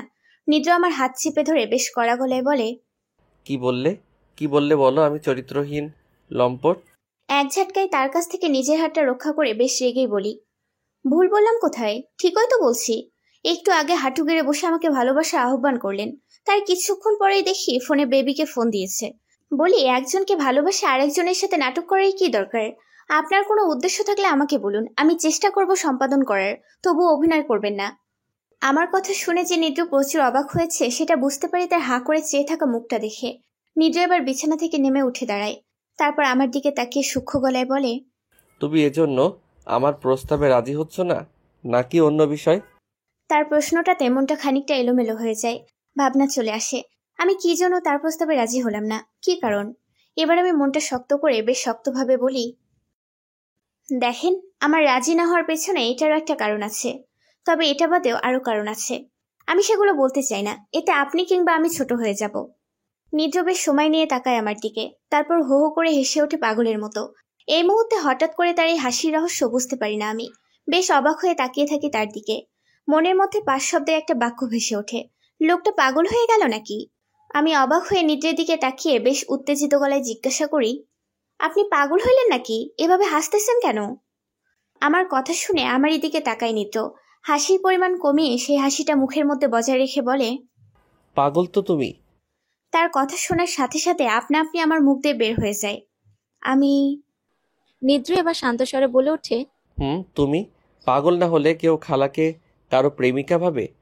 আরো পাগল বেবি, মানে বেবি খালা। লা, এটা লিখতে পারিনি তখন। আর তুমি বেবি মানে অন্য কিছু ভেবে বসে আছো। বাদ দাও, আমি চলে যাচ্ছি। কালকে যদি তুমি অফিসে না যাও তাহলে আমি রুষার জায়গাটাতে তোমাকে না অন্য একজনকে নিব। বাকিটা তোমার উপর। আমি গেলাম। নিদ্র যাওয়ার জন্য পা বাড়িয়ে দরজার কাছে যেতেই হঠাৎ আমি বলে উঠি, রাত তো অনেক হলো, এত রাতে যাবেন? আজকে থাকলে হয় না? আমার কথা শুনে মুচকি হাসি নিয়ে আমার দিকে তাকায় নিদ্র, তারপর আবার দু এক পা এগিয়ে এসে বলে, আমার জন্য এই ভালোবাসাটা রাখার জন্য তোমাকে ধন্যবাদ। আমি থাকবো না, কারণ এখানে ডাবল বেড বা সোফা নেই। আর আমি সেদিনই তোমার সাথে একসঙ্গে থাকবো, যেদিন তুমি নিজে বলবে। চালাক প্রকৃতির ছেলে নিদ্র যে আমাকে বড়সড় একটা প্যাচে ফেলে দিয়েছে সেটা বুঝতে আর অসুবিধা হয় না আমার। আমিও বেশ চিন্তায় পড়ে যাই। নিদ্র রহস্যময়ী হাসি মুখ নিয়ে তাকিয়ে আছে। আমি বুঝতেছি না নিদ্রকে থাকতে বলবো নাকি যেতে। এত রাতে গ্রাম থেকে শহরে যেতে দেওয়া ঠিক না, সেটা আমি জানি, কিন্তু তার সাথে একসাথেও থাকতে পারবো না। অবশেষে আমি সিদ্ধান্ত নেই আমি মেঝেতে থাকবো, সে বিছানায়। আমার মনের কথা তাকে জানালে সে বেশ কড়া গলায় জানিয়ে দেয়, তোমার বাড়িতে এসে তোমাকে মেঝেতে রেখে আমি বিছানায় থাকবো, এটা ভালো দেখায় না। তার চেয়ে আমি যাই বরং। এই বলে পা বাড়াতেই হুট করে আমি বলে উঠি, ওকে আসেন, মাঝে কোলবালিশ দিয়ে রাখবো। বলার সাথে সাথে এসে বিছানায় শুয়ে পড়ে নিদ্র। লাইট অফ করতে বললে আমি নিষেধ করে দেই, কিন্তু তিনি বেশ কড়া গলায় আমাকে জানিয়ে দেয় লাইট জ্বালানো থাকলে তার ঘুম অসম্ভব, সো লাইট বন্ধ করতেই হবে। জোর জবরদস্তি করে শেষ পর্যন্ত লাইট বন্ধ করে দেয় নিদ্র। অন্ধকারের মধ্যে একটা ভয় আসে মনের মধ্যে। এই মনে হয় নিদ্র ঝাঁপিয়ে পড়লো আমার ওপর, কিন্তু আমার মনের ভয়টাকে উড়িয়ে দেওয়ার জন্য পূর্ব আকাশে দেখা দেয় সূর্যি মামা। বেশ খানিকক্ষণ পর ঝকঝকে হয়ে যায় চারদিকটা। আমি বিছানা থেকে উঠে নিদ্রের দিকে তাকিয়ে বড়সড় রকমের একটা ক্র্যাশ খেয়ে ফেলি। ও মাই গড, সারা জীবন শুনেছি মেয়েদের ঘুমন্ত অবস্থায় খুব সুন্দর দেখায়, এখন দেখছি অন্য। ছেলেদের ঘুমন্ত অবস্থায় এত সুন্দর দেখায় সেটা জানতাম না। আমি এক দৃষ্টিতে তাকিয়ে থাকি নিদ্রের দিকে। তাকিয়ে থাকার এক পর্যায়ে জেগে ওঠে নিদ্র, আমার দিকে তাকিয়ে হাসি মুখে বলে, গুড মর্নিং। আমি খানিকটা লজ্জা পেয়ে মাথা নিচু করে গুড মর্নিং বলে চলে যাই। নিদ্র আমার লজ্জা পাওয়ার কারণ না বুঝে উঠে ওয়াশরুমে চলে যায় ফ্রেশ হতে। আমি বাইরে বের হয়ে দেখি বাবা টেবিলে বসে আছে, তার সামনে নাস্তা এনে দিচ্ছে বুয়া। আমি আর ওদিকে না গিয়ে আবার রুমে চলে আসি। রুমে এসে দেখি নিদ্র এখনো ওয়াশরুমে রয়েছে। আমি ধপ করে বিছানায় বসে পড়ি, চোখ যায় নিদ্রের মোবাইল ফোনটার দিকে। ওয়াশরুমের দরজার দিকে তাকিয়ে মোবাইলটা হাতে তুলে নিই আমি। লক করা নেই দেখে তাড়াতাড়ি গ্যালারিতে চলে যাই। সেখানে বেশ কয়েকটা অ্যালবাম দেখতে পাই, তার মধ্যে একটা অ্যালবামে আমার নজর আটকে যায়। আগ্রহ নিয়ে ভেতরে যাই আমি। সেখানে অনেক বিদেশি মানুষের ছবি। আমি অবাক হয়ে দেখতে থাকি সব। শেষের দিকে কয়েকটা ছবি দেখে চমকে উঠি আমি। আমার ঘুমন্ত পিক। চিলের মতো ছো মেরে আমার হাত থেকে মোবাইলটা ছিনিয়ে নেয় নিদ্র। তারপর পকেটে পুরে দৃঢ় গলায় ঘোষণা করে, আমি যাব নাকি তোমার জন্য বসে থাকবো? আমি কোনো উত্তর না দিয়ে ওয়াশরুমে প্রবেশ করি। নিজের ফোনে নিজের ছবিটা দেখে কেন জানি খুশি খুশি লাগছে। আমি নাচতে নাচতে ফ্রেশ হয়ে বের হয়ে দেখি রুমের মধ্যে নিদ্র নেই। আন্দাজ করে নেই সে আমাকে রেখে চলে গেছে বাইরে। আমিও আবার বাইরে চলে আসি। বাইরে এসে দেখি বাবা আর নিদ্র নাস্তা করছে আর গল্প করছে। আমি যেতেই বাবা বেশ রেগে আমার দিকে তাকায়। তার এই রাগের কারণটা বুঝতে পারি না আমি বসার সাথে সাথে বাবা বেশ রেগে বলে, তোকে আমি এই শিক্ষা দিয়েছি? ছি, জামাই এত বলার পরও তোর চাকরি করাই লাগবে? বিয়ের পরেও চাকরি করতে চাস তুই? ছি ছি। হঠাৎ বাবার কি হলো বুঝতে পারছি না আমি কিছু বলে ওঠার আগেই নিদ্র বলে, বাবা থাক না, আমাদের অফিসই তো, সমস্যা নেই। নিজের কথা শুনে বাবার রাগ কিছুটা কমে যায়। আমি মনোযোগ দিয়ে নাস্তা করি। নাস্তা শেষ করে রুমে এসে অফিসের জন্য রেডি হই। নিজেও রেডি হয়ে নেয়। রেডি বলতে কালকে যেগুলো পরে এসেছিলাম সেগুলো পরে নেই। তারপর দুজনে বাবার কাছ থেকে বিদায় নিয়ে রওনা দিই অফিসের উদ্দেশ্যে। যাওয়ার পথে আমি নিদ্রকে উদ্দেশ্য করে বলি, আমি এসেছি, আপনিও বেশরমের মতো আমার পিছন পিছন চলে এসেছেন। আমার কথা শুনে আমার এদিকে তাকায় নিদ্র। তবে এখন তার চোখে কোনো রাগ কিংবা কষ্ট কিছুই নেই। তার বদলে রয়েছে আলাদা এক চাহনি। আমি বুঝতে পারি না এটা কিসের চাহনি। নিদ্র কথা না বলে সামনের দিকে তাকিয়ে গাড়ি চালাতে থাকে। আমি বুঝতে পারছি না কথাটা বলা আমার ঠিক হলো কিনা। মাঝপথে গিয়ে নিদ্র আমার দিকে তাকিয়ে বলে, আজকে আমি নিদ্র চৌধুরী বলছি, আর জীবনেও তোমাদের বাড়িতে আমার পা পড়বে না। যদি পড়ে সেদিনই আমার মৃত্যু হবে, কথাটা মনে রেখো। নিদ্রের কথা শুনে অবাকের শেষ পর্যায়ে যাই আমি তাকে উদ্দেশ্য করে বলি, সরি, ভুল হয়ে গেছে। নিদ্র মুচকি একটা হাসি দিয়ে বলে, নিদ্র চৌধুরী কথা ঘোরায় না। আজ থেকে তোমাদের বাড়ির কথা আমার সামনে তুলবে না, কখনো না। আমি বুঝতে পারছি কতটা ভুল করে ফেলেছি, কিন্তু এখন কি করব? তাকে যদি না নিয়ে যেতে পারি কখনো, তাহলে গ্রামের মানুষের কান ফুসফুস করাতে বাবা মরে যাবে। বেশ বড়সড় একটা চিন্তা আসে মনের মধ্যে। এর মধ্যে আমরা অফিসে পৌঁছে যাই। নিজ আমাকে নামিয়ে দিয়ে গাড়ি পার্ক করে আসে। তারপর দুজনে একসাথে অফিসে প্রবেশ করি। অফিসে প্রবেশ করতেই আমার উপর পড়তে শুরু করে অনেক কিছু। কি হচ্ছে বুঝতে পারি না নিজ হাসি মুখে তাকায় চারদিক। অফিসের মধ্যে প্রবেশ করতেই সবাই আমাদের দিকে পার্টি স্প্রে নিক্ষেপ করতে শুরু করে। মুহূর্তের মধ্যে দুজনে ভর্তি করে দেয় পার্টি স্প্রে করে। আমি অবাক হয়ে নিজের দিকে তাকাই। নিজের ঠোঁটের কোণে এক প্রকার অন্যরকম হাসি বিরাজ করছে। এই মুহূর্তে তার হাসির কারণটা বুঝে উঠতে পারছি না এবার আমাদের সামনে এসে দাঁড়িয়ে শুটকি আকৃতির মেয়ে রুষা। তার অবস্থা আমাদের চেয়ে আরো বেশি শোচনীয়। তার সমস্ত শরীর ভর্তি স্প্রে গুল্লগুলো দিয়ে। আমি এবার চোখ পিটপিট করে চারিদিকে তাকাই। উপস্থিত সবার মনোভাবটা একটু আন্দাজ করার চেষ্টা করি। এই মুহূর্তে নিদ্র রুষার হাত ধরে সামনের দিকে এগিয়ে যায়। আমার এই ব্যাপারটা মোটেও ভালো লাগে না। বুঝতে পারছি না, আমি যদি নিদ্রকে ভালো নাই বাসি তাহলে সে কি করে করুক, এতে আমার কি? কিন্তু আমার ভালো লাগছে না কেন? তার মানে কি আমি নিদ্রকে ভালোবাসি? ধুর। নিদ্র রুষার হাত ধরে সবাইকে উদ্দেশ্য করে বলে, হেই গাইস, আজকে আমি তোমাদের একটা সংবাদ দিতে চলেছি। এতে অনেকে মনে মনে খুশিও হবে, আবার অনেকে কষ্টও পাবে। তার মধ্যে একজন আপনি, মিসেস মিহিমা। নিজের কথা আগা কিংবা মাথা কিছু বুঝতে পারি না নিদ্র কি এমন কথা বলতে চলেছে যে আমি খুব কষ্ট পাবো? তার মানে কি নিদ্র রুষাকে ভালোবাসার কথা বলবে? না না, কি ভাবছি এসব? নিদ্র আবার বলতে শুরু করে, গাইস, আজকে মিস রুষা আমাদের অফিস থেকে চলে যাচ্ছে। যারা যারা রুষাকে ভালোবাসতেন তাদের জন্য কষ্টের, আর যারা যারা রুষাকে ভালোবাসতেন না তাদের জন্য আনন্দের। আর মিসেস মিহি, আপনি তো রুষাকে পছন্দ করতেন তাই না? তাহলে নিশ্চয়ই আপনারও কষ্ট হচ্ছে। নিজের কথা শুনে আমি রুষার দিকে তাকাই। রুষা এক দৃষ্টিতে তাকিয়ে আছে আমার দিকে। আমি মুচকি হেসে বলি, অনেক মিস করব তোমাকে।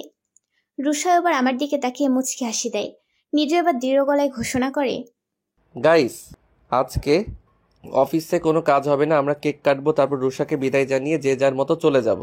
সবাই নিদ্রের কথাতে রাজি হয়ে যায়। এই মুহূর্তে হাসি মুখে কেক নিয়ে ভিতরে আসে রহিম মিয়া।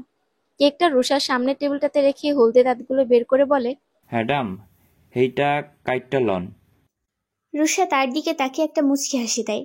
তারপর আমাকে এগিয়ে আসতে বলে। আমি এগিয়ে গেলে নিজেও এগিয়ে আসে। তারপর রুষা কেক কাটতে শুরু করে।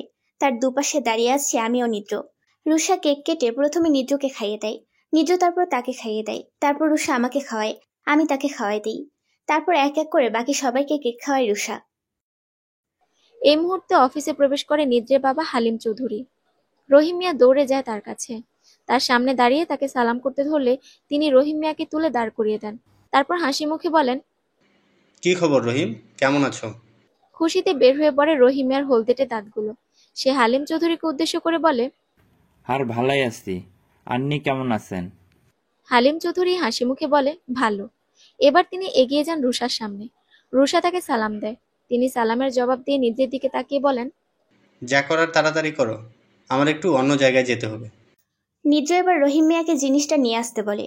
রহিম মিয়া হাসতে হাসতে রওনা হয়ে পড়েন। নিদ্রের বাবা আমার সামনে এসে দাঁড়িয়ে আস্তে করে বলে, বৌমা, কেমন কাটলো বাবার বাড়িতে? আমি মুচকি এসে বলি, একটা দিনও ভালোভাবে থাকতে পারলাম না বাবা। আমি পৌঁছার কিছুক্ষণ পরে উনি হাজির। আর আজকে তো ভয় দেখিয়ে নিয়ে এলেন, বললেন আজ না আসলে চাকরি শেষ। আমার কথা শুনে হো হো করে হেসে ওঠেন হালিম চৌধুরী। তারপর আস্তে করে বলে, ভালোই করেছো, তোমায় ছাড়া বাড়িটা ফাঁকা ফাঁকা লাগছিল। জোরে জোরে মিউজিক বাজানোর কারণে আমাদের দুজনের কোনো কথাই কেউ শুনতে পারে না। রহিম মিয়া দু হাতে ধরে বিশাল একটা বক্স নিয়ে আসে।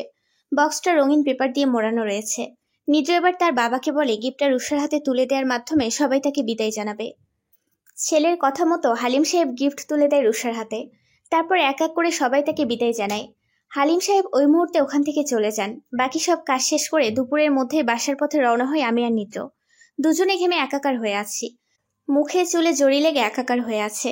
গাড়ি চালাতে চালাতে নিদ্র হাসি মুখে বলে, বিকেলে পার্কে যেতে চাই, যাবে?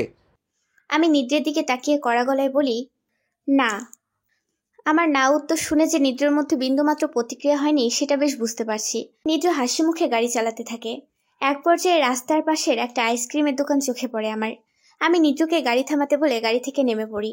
নিদ্র বেশ কড়া গলায় বলে, সাবধানে যাও। আমি গাড়ি থেকে নেমে দাঁড়িয়ে পড়ি সেখানে। নিদ্র গাড়িটা সাইড করতে যায়। এই মুহূর্তে আমার চোখ আটকে যায় একটা দৃশ্যের দিকে। এ আমি কি দেখছি?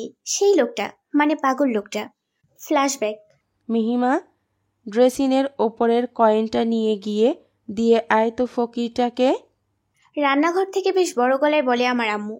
আমি আম্মুর কথা অনুযায়ী ভিক্ষা দিতে গেলে ওই লোকটা পাগলের মতো ব্যবহার শুরু করে আমার সাথে। আমি স্পষ্ট দেখতে পাচ্ছি লোকটা আমাদের বাড়িটার দিকে তাকিয়ে ভয় পাচ্ছে। আমি অবাক হয়ে লোকটাকে দেখি। লোকটা আমার দিকে তাকিয়ে বেশ ভয় ভীতি নিয়ে বলে, সাবধান, কালকে এই বাড়ির একজন মারা যাবে, কালকে। এই বলে সে ভিক্ষা না নিয়ে পালিয়ে যায়। আমি অবাক হয়ে তার দিকে তাকিয়ে থেকে পাগল ভেবে সেই চিন্তা মাথা থেকে উড়িয়ে দেই।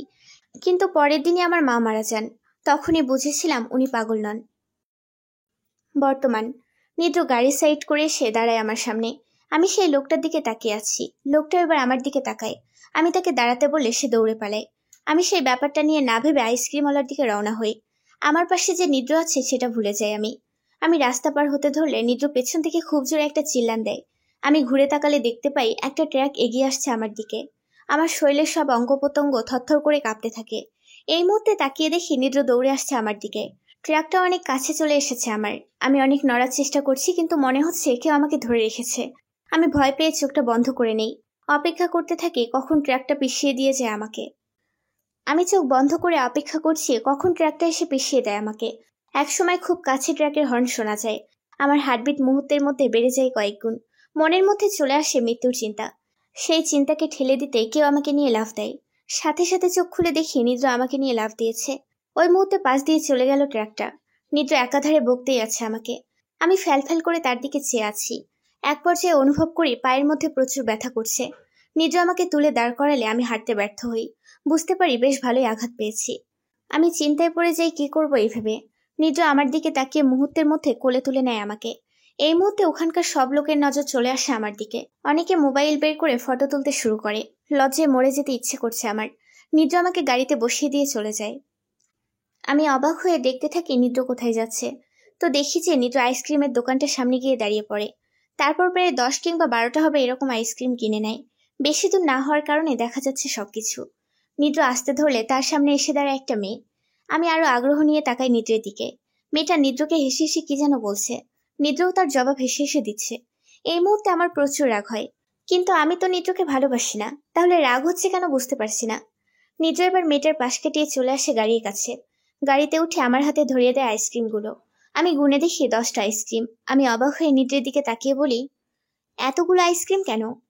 নিদ্র গাড়ি চালাতে চালাতে বলে, আমরা এখন মেডিকেল যাচ্ছি।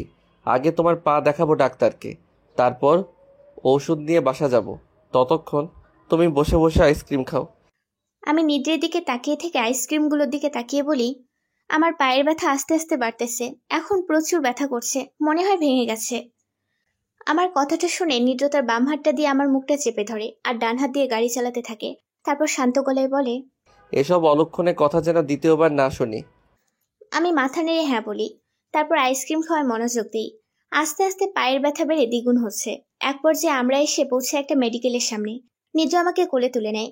আমি তার দিকে রাগি চোখে তাকালে সে বলে, হাঁটতে পারবে না?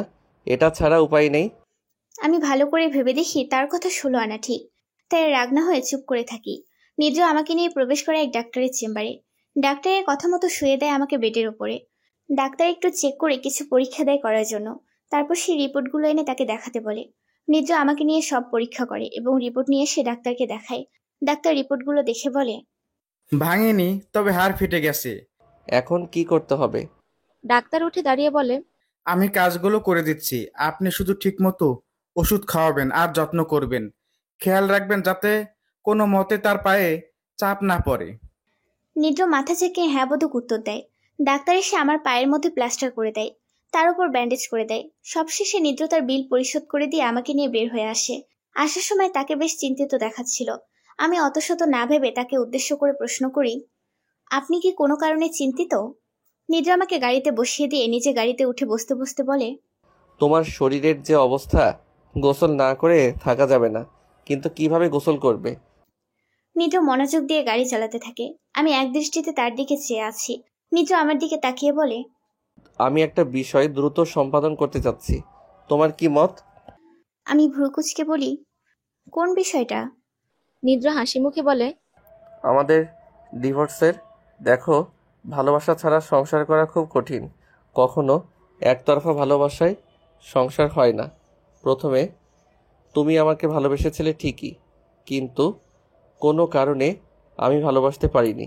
কিন্তু এখন তুমি আমাকে ভালোবাসো না। এভাবে থেকে দুজনেরই কষ্ট হচ্ছে। তার চেয়ে আলাদা হওয়াই ভালো না, কি বলো? আমি কি বলবো বুঝতে পারছি না। বেশ ভালোভাবে নিদ্রের দিকে তাকিয়ে বোঝার চেষ্টা করছি কথাটা সে আসলে বলছে না শয়তানি করে বলছে, কিন্তু তার মুখে শয়তানির কোনো চিহ্ন দেখতে পাই না আমি। আমি তার দিকে তাকিয়ে মাথা নাড়িয়ে হ্যাঁ বলি, কিন্তু মুখ ফুটে কোনো কথা বলি না। নিদ্র আবার বলতে শুরু করে, চুক্তিপত্রটা আমরা দুজনে মানি না, তাই না? তাহলে 8 মাস পর কেন? কয়েকদিন পরই হয়ে যাক ডিভোর্সটা, আমি সব ব্যবস্থা করছি। আমি পুনরায় মাথা নাড়িয়ে হ্যাঁ বোধক উত্তর দেই। মনটা প্রচুর খারাপ হয়ে যায়। নির্জন আমাকে ভালোবাসে, তাহলে ডিভোর্সের কথা বলতেছে কেন? আমি কি ভুল করলাম তার প্রস্তাবে রাজি না হয়ে? নানা রকম চিন্তায় সে ভিড় করতে থাকে মনের মধ্যে। নিজ আবার বলে ওঠে, আমি আমাদের ডিভোর্স নিয়ে চমৎকার একটা প্ল্যান করেছি। আমরা ডিভোর্স পেপারে সাইন করবো একটা পার্টি করে। পার্টিটা হবে কক্সবাজারে। কেমন হবে বলো তো? আমি এবার কথা না বলে থাকতে পারি না, বেশ রেগে বলি, ডিভোর্স কেউ ইচ্ছে করে বা মজা করে দেয় নাকি? এটা তো দুঃখের কথা, সুখের নয়। নিদ্র আমার কথা শুনে হো হো করে হেসে ফেলে। পরবর্তী আর কোনো কথা বলে না নিদ্র। এক পর্যায়ে গাড়ি এসে থামে বাসার সামনে। নিদ্র নিচে নেমে আমাকে না নিয়ে চলে যায়। আমি তাকে ডাকতে গিয়েও ডাকি না। মনের মধ্যে শত অভিমান জমে যায়। বাপরে, আমাকে রেখেই চলে গেল। আমি চুপ করে এক পা ঘুরিয়ে নামার চেষ্টা করি। এই মুহূর্তে আমার গালে একটা থাপ্পড় পড়ে। অবাক হয়ে মাথা তুলে তাকাই সেই ব্যক্তিটার দিকে। নিদ্র রেগে বলে, একা নামতে যাচ্ছিলে কেন? পড়ে গেলে কি হবে? আসলে তোমার কমন সেন্স নেই।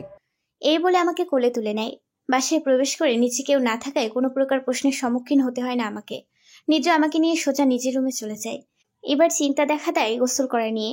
নিজ বলে, আমি তোমাকে বাথ ট্যাবে বসিয়ে দিয়ে আসছি, তুমি গোসল সেরে নাও। আমি আর বেশি কিছু করতে পারবো না, কারণ কয়েকদিন পরই আমাদের ডিভোর্স। আমি বেশ চিন্তায় পড়ে যাই। আমার সামনে বসে থাকা নিজও যে চিন্তিত সেটা বুঝতে পারছি। নিজ আমার দিকে তাকিয়ে বলে, এই অবস্থায় থাকতে পারবে না। আমি সাথে সাথে উত্তর দিই, পাগল নাকি? এই অবস্থায় থাকা যায়? যেভাবেই হোক গোসল করতেই হবে। নিজ উঠে দাঁড়িয়ে বাহিরে যাওয়ার জন্য রওনা হয়। আমি তাকে পেছন থেকে ডেকে বলি, আচ্ছা মা বাসায় নেই, তাকে ডেকে দিন না। নিদ্র স্বাভাবিকভাবে উত্তর দেয়, মা বাবা কেউ বাসায় নেই, বুঝতে পারছি না কোথায় গেছে। যেটুকু আশা জন্মেছিল মনে সেটা উড়িয়ে যায় মন থেকে। আমি পুনরায় চিন্তিত হয়ে পড়ি। নিজ ঘুরে এসে আমার সামনে বসে বলে, এক কাজ করি, আমি তোমাকে বাথ ট্যাবে বসিয়ে দিয়ে আসি। পাটা তুলে দিয়ে তুই গোসল শেষ হলে আমাকে ডাকিও, আমি গিয়ে নিয়ে আসবো। আমি তার দিকে ভুরুকুচকে তাকিয়ে বলি, কাপড় চেঞ্জ করবো কেমনে? নিদ্র অন্যদিকে মুখ করে বলে, আমি তো কয়েকদিন পর তোমার স্বামী থাকবো না, আমাদের ডিভোর্স হয়ে যাবে। সো আমি এর চেয়ে বেশি কিছু করতে পারবো না। হঠাৎ লোকটা সবকিছু পরিবর্তন হলো কেমনে সেটাই বুঝতে পারছি না আমি। সকাল অবধি যে লোকটা আমাকে ভালোবাসতো বিকেলে সে ডিভোর্সের কথা বলছে। আমি অবাক হয়ে নিদ্রকে বলি, আপনি না আমাকে ভালোবাসেন, তাহলে ডিভোর্সের কথা বলতেছেন কেন? নিদ্র এবার আমার দিকে তাকিয়ে রহস্যময়ী হাসি দিয়ে বলে, এক পক্ষের ভালোবাসায় সংসার হয় না, সংসার করার জন্য দুজনের ভালোবাসা প্রয়োজন। আমি ভালোবাসি, কিন্তু তুমি তো বাসো না। তুমি যদি ভালোবেসে থাকো তাহলে বলো, গোসল করিয়ে দিচ্ছি, ডিভোর্সও দিব না। তুমি কি আমাকে ভালোবাসো? কি উত্তর দেব বুঝতে পারছি না আমি। নিদ্র যে আমাকে ভালোভাবেই প্যাঁচে ফেলেছে সেটা বেশ ভালোভাবেই বুঝতে পারছি। নিদ্র একদৃষ্টিতে তাকিয়ে আছে আমার মুখের দিকে। আমার মুখ থেকে কি উত্তর বের হয় সেটা শোনার জন্য চেয়ে আছে আমার দিকে। আমি বেশ চিন্তায় পড়ে যাই কি বলবো। সবশেষে মুখ ফুটে বলি, একটু সময় দেন। আমার কথা শুনে নিদ্র দাঁড়িয়ে পড়ে সাথে সাথে, তারপর নরম গলায় বলে, ওকে, আমি ছাদে যাচ্ছি, এসেই তোমার উত্তর শুনবো। আমি তার দিকে তাকিয়ে বলি, আমাকে বাথরুমে নামিয়ে দিয়ে যান। নিদ্র বের হতে হতে বলে, উত্তর শোনার পরই সব করব। এই বলে হড়হড় করে রুম থেকে বের হয়ে যায় নিদ্র। সে বের হয়ে যাওয়ার আগে আমাকে বেশ বড়সড় একটা চিন্তার মধ্যে ফেলে দিয়ে যায়। আমি বসে বসে ভাবতে থাকি কি করব এখন। গোসল করা ছাড়া এই অবস্থায় থাকা অসম্ভব, কিন্তু গোসল করতে হলে যে কোনো একটা উত্তর দিতেই হবে। এবার আমি নিজেই নিজের মনকে প্রশ্ন করি, আচ্ছা আমি কি নিদ্রকে ভালোবাসি নাকি না? এবার নিজেই নিজেকে বলি, অবশ্যই আমি নিদ্রকে ভালোবাসি। প্রথম থেকেই তাকে ভালোবাসি আমি। তার উপর আমি ক্র্যাশ খেয়েছি প্রথম দিনেই। তাকে আমি ভালোবাসি সেদিন থেকেই। মাঝখানে মনের মধ্যে অভিমান জমেছিল, কিন্তু এখন তো সে আমাকে ভালোবাসে, আমিও তাকে ভালোবাসবো। তাহলে সংসারটা নষ্ট হবে না, আর কেউ কষ্টও পাবো না। আমার উত্তর হবে হ্যাঁ। আমি এবার নিজের নোকিয়া ফোনটা বের করে নিদ্রের ফোনে কল দেই। সে কল ধরার সাথে সাথে আমি তাকে নিচে আসতে বলে ফোনটা কেটে দেই, আর অপেক্ষা করি কখন সে নিচে আসে। এই মুহূর্তে দরজাটা খুলে যায়। ভিতরে প্রবেশ করে নিজের বড় ভাই অনিক। আমি তাকে দেখে চমকে উঠি। ভিতরে ভিতরে ভয় পেয়ে যায় প্রচুর পরিমাণে। সে দরজাটা লাগাতে ধরলে বাহির থেকে কেউ তাকে ঠেলে ফেলে দেয়। বেশ খানিকটা দৌড়ে ভিতরে প্রবেশ করে নিদ্র। অনিক নিদ্রকে দেখে উঠে দাঁড়িয়ে বলে, তোদের ডিভোর্স কোন দিন? নিদ্র কোনো কথা না বলে মুচকে একটা হাসি দেয়। তারপর অনেকের সামনে নিজের হাতটা তুলে বলে, এই তো সামনের মাসে, ওনার পাটা ভালো হলেই ডিভোর্স। নিদ্রের কথা শুনে অনেক হেসে ওঠে। তারপর তার হাতটা নিদ্রের ঘাড়ের উপরে রাখতে ধরলে নিদ্র তার হাতটা ধরে ফেলে। তারপর বেশ চিল্লিয়ে বলে, তোমাকে ভাই হিসেবে মানতাম আমি, কিন্তু আজকের পর থেকে বাবার সাথে সাথে তুমিও আমার কাছে মরে গেছো। এখন থেকে ভাববো আমার কোনো ভাই ছিল না। তুমি কিভাবে পারলে নিজের ছোট ভাইয়ের ঘরে খারাপ মতলব নিয়ে ঢুকতে? এই বলে নিদ্র অনেককে ধাক্কা দিয়ে রুম থেকে বের করে দেয়। তারপর চিল্লিয়ে দারোয়ানকে ডাকে নিদ্র। দারোয়ান আসলে চিল্লিয়ে বলে, তোমাদের এমনি টাকা দেওয়া হয় নাকি? অপরিচিত মানুষ বাসার ভিতরে ঢুকে কেমনে? আর একবার আসলে তোমাদের দুজনকেই বের করে দেয়া হবে। এই বলে নিদ্র চলে আসে। দারোয়ান দুজন তাকে ধরে বাহিরে বের করে দেয়। বাহির থেকে অনেক চিল্লিয়ে বলে, কাজটা ভালো করলি না নিদ্র, তোকে দেখবো আমি। নিদ্র কোনো কথা না বলে রুমের ভেতর প্রবেশ করে। আমি ভয় ভয় চোখে তাকাই তার দিকে। আমার ভয় পাওয়া দেখে নিদ্র হো হো করে হেসে ওঠে। তার হাসি দেখে অনেকখানি ভয় চলে যায় আমার মন থেকে। নিদ্র আমার সামনে বসে বলে, বলো এখন। আমি চোখ বন্ধ করে বলতে শুরু করি, আমি আপনাকে ভালোবাসি। আপনার সাথে সারা জীবন কাটিয়ে দিতে চাই। আপনি কি আমাকে ভালোবাসবেন সারা জীবন? এই বলে আমি চোখ খুলে ফেলি। লজ্জা নিয়ে তাকাই নিদ্রের দিকে। তার উত্তর শোনার জন্য তাকাই তার মুখের দিকে। নিদ্র বেশ শান্ত গলায় বলে, দেরি করে ফেলেছো। ডিভোর্স পেপার রেডি, আর আমরা পরশু কক্সবাজার যাচ্ছি। এই কথাগুলো আগে বললেই আজ এই দিনটা দেখতে হতো না। সরি, দেরি করে ফেলেছো তুমি। এই বলে নিদ্র উঠে দাঁড়ায়। আমি অবাক হয়ে নিদ্রের দিকে তাকাই। কি বলবো বুঝতে পারছি না, ভাবতেও পারছি না এই মুহূর্তে আমার কি বলা উচিত।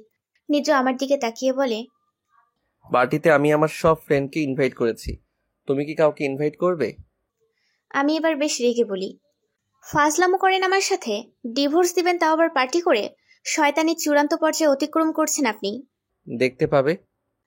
আমি এবার সত্যি সত্যি ভয় পেয়ে যাই। নিদ্র কি সত্যি সত্যি আমাকে ডিভোর্স দিতে চলেছে নাকি নাকি আমার সাথে মজা করছে? মনে তো হচ্ছে না মজা করছে।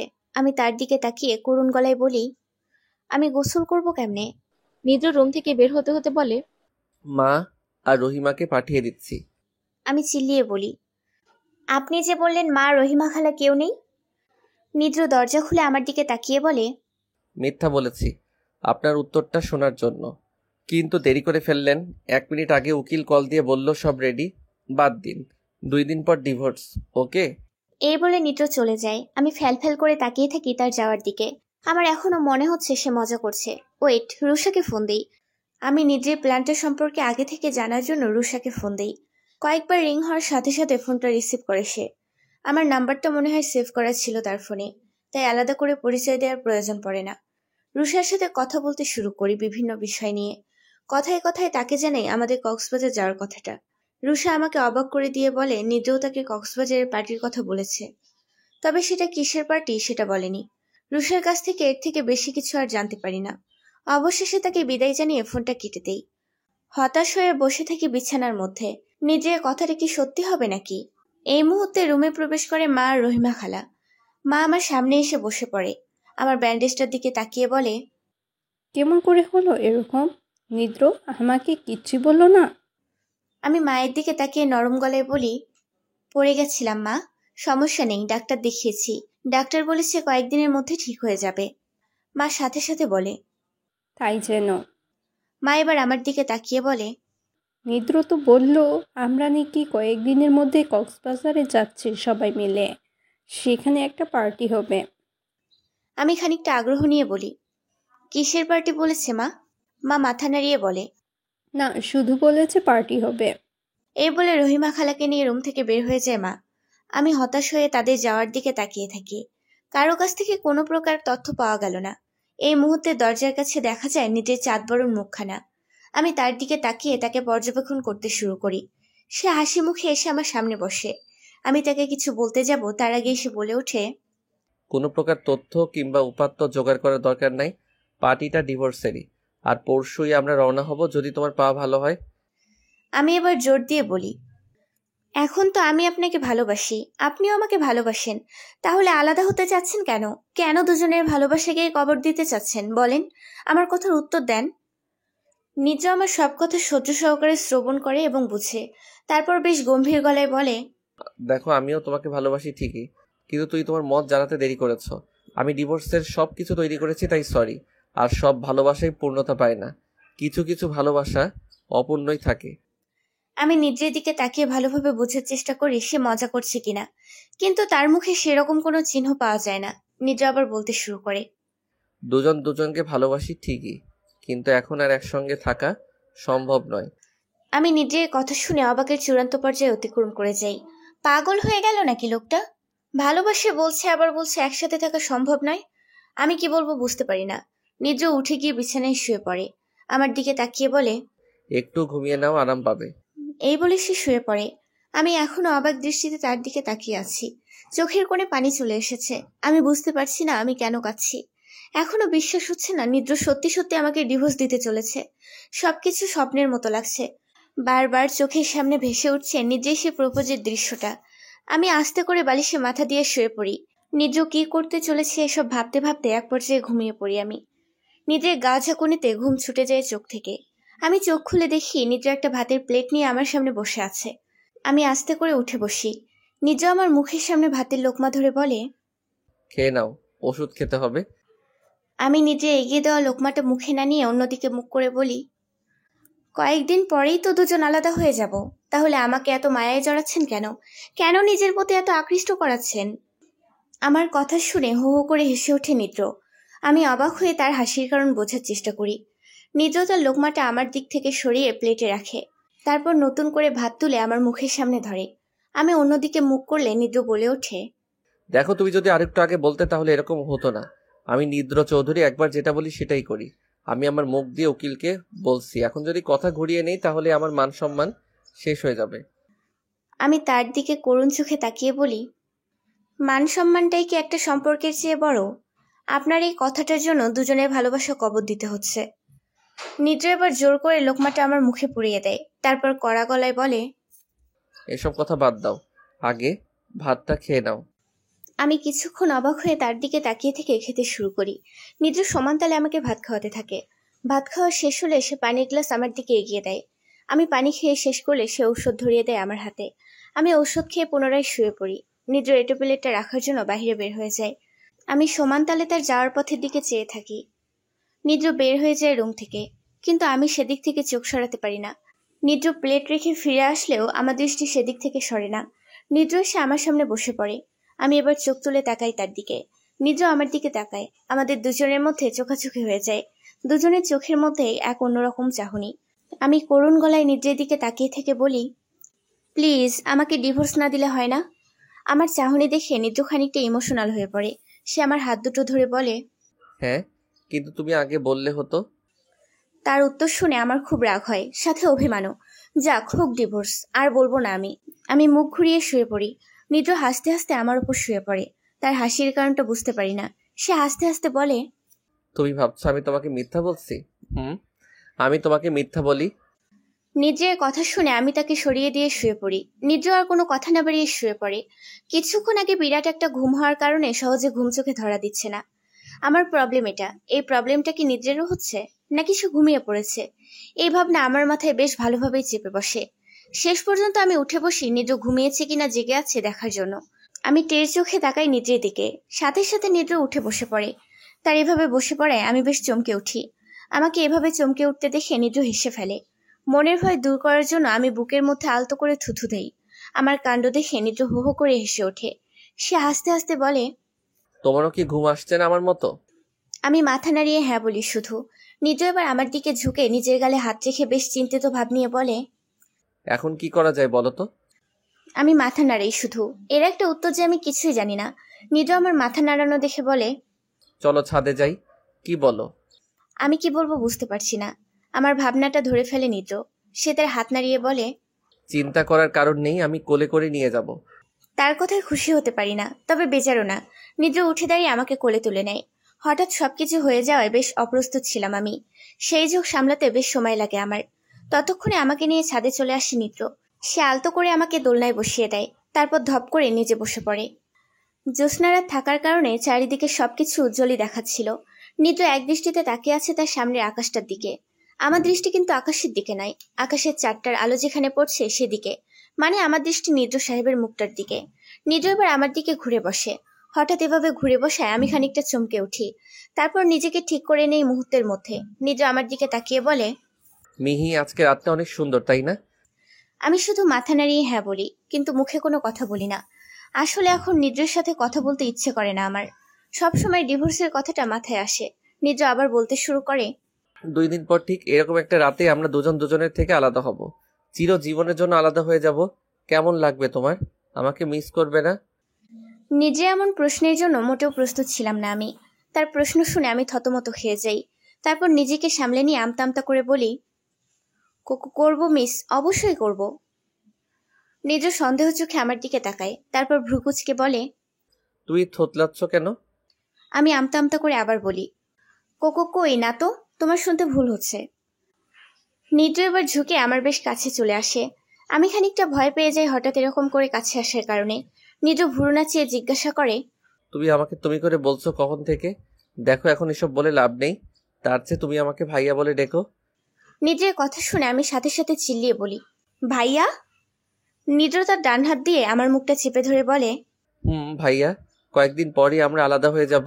বলতে গেলে এখনই হয়েছি, শুধুমাত্র সাইনটার কারণে হচ্ছি না। সো আগে থেকেই প্র্যাকটিস করো ভাইয়া ডাকার, পরে সহজ হবে। মনে রাখবে, practice makes a man perfect.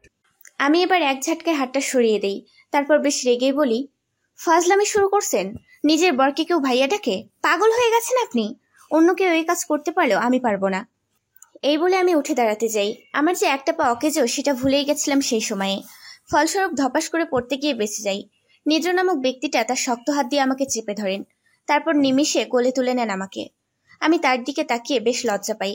নিদ্র আমার দিকে তাকিয়ে কড়া গলায় বলে, রাগলে হুশ জ্ঞান সব কোথায় চলে যায় তোমার? এখনই পড়ে গেলে কি হতো?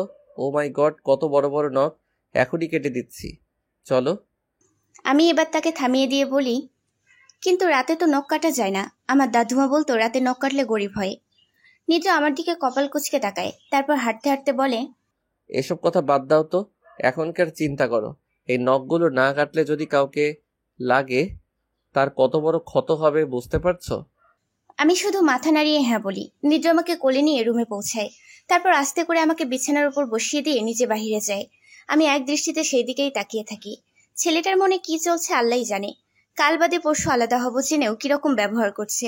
সে কি বুঝতে পারছে না আমি আস্তে আস্তে তার প্রতি আরো দুর্বল হচ্ছি? এই মুহূর্তে নিদ্র একটা নেল কাটার নিয়ে রুমে প্রবেশ করে। তারপর আমার সামনে এসে বসে পড়ে সে। আলতো করে আমার পাটা নিজের কোলে তুলে নেয় আর আঘাতপ্রাপ্ত পাটা সরিয়ে রাখে সে। তারপর গভীর মনোযোগ দিয়ে এক এক করে নখ কেটে দিতে শুরু করে।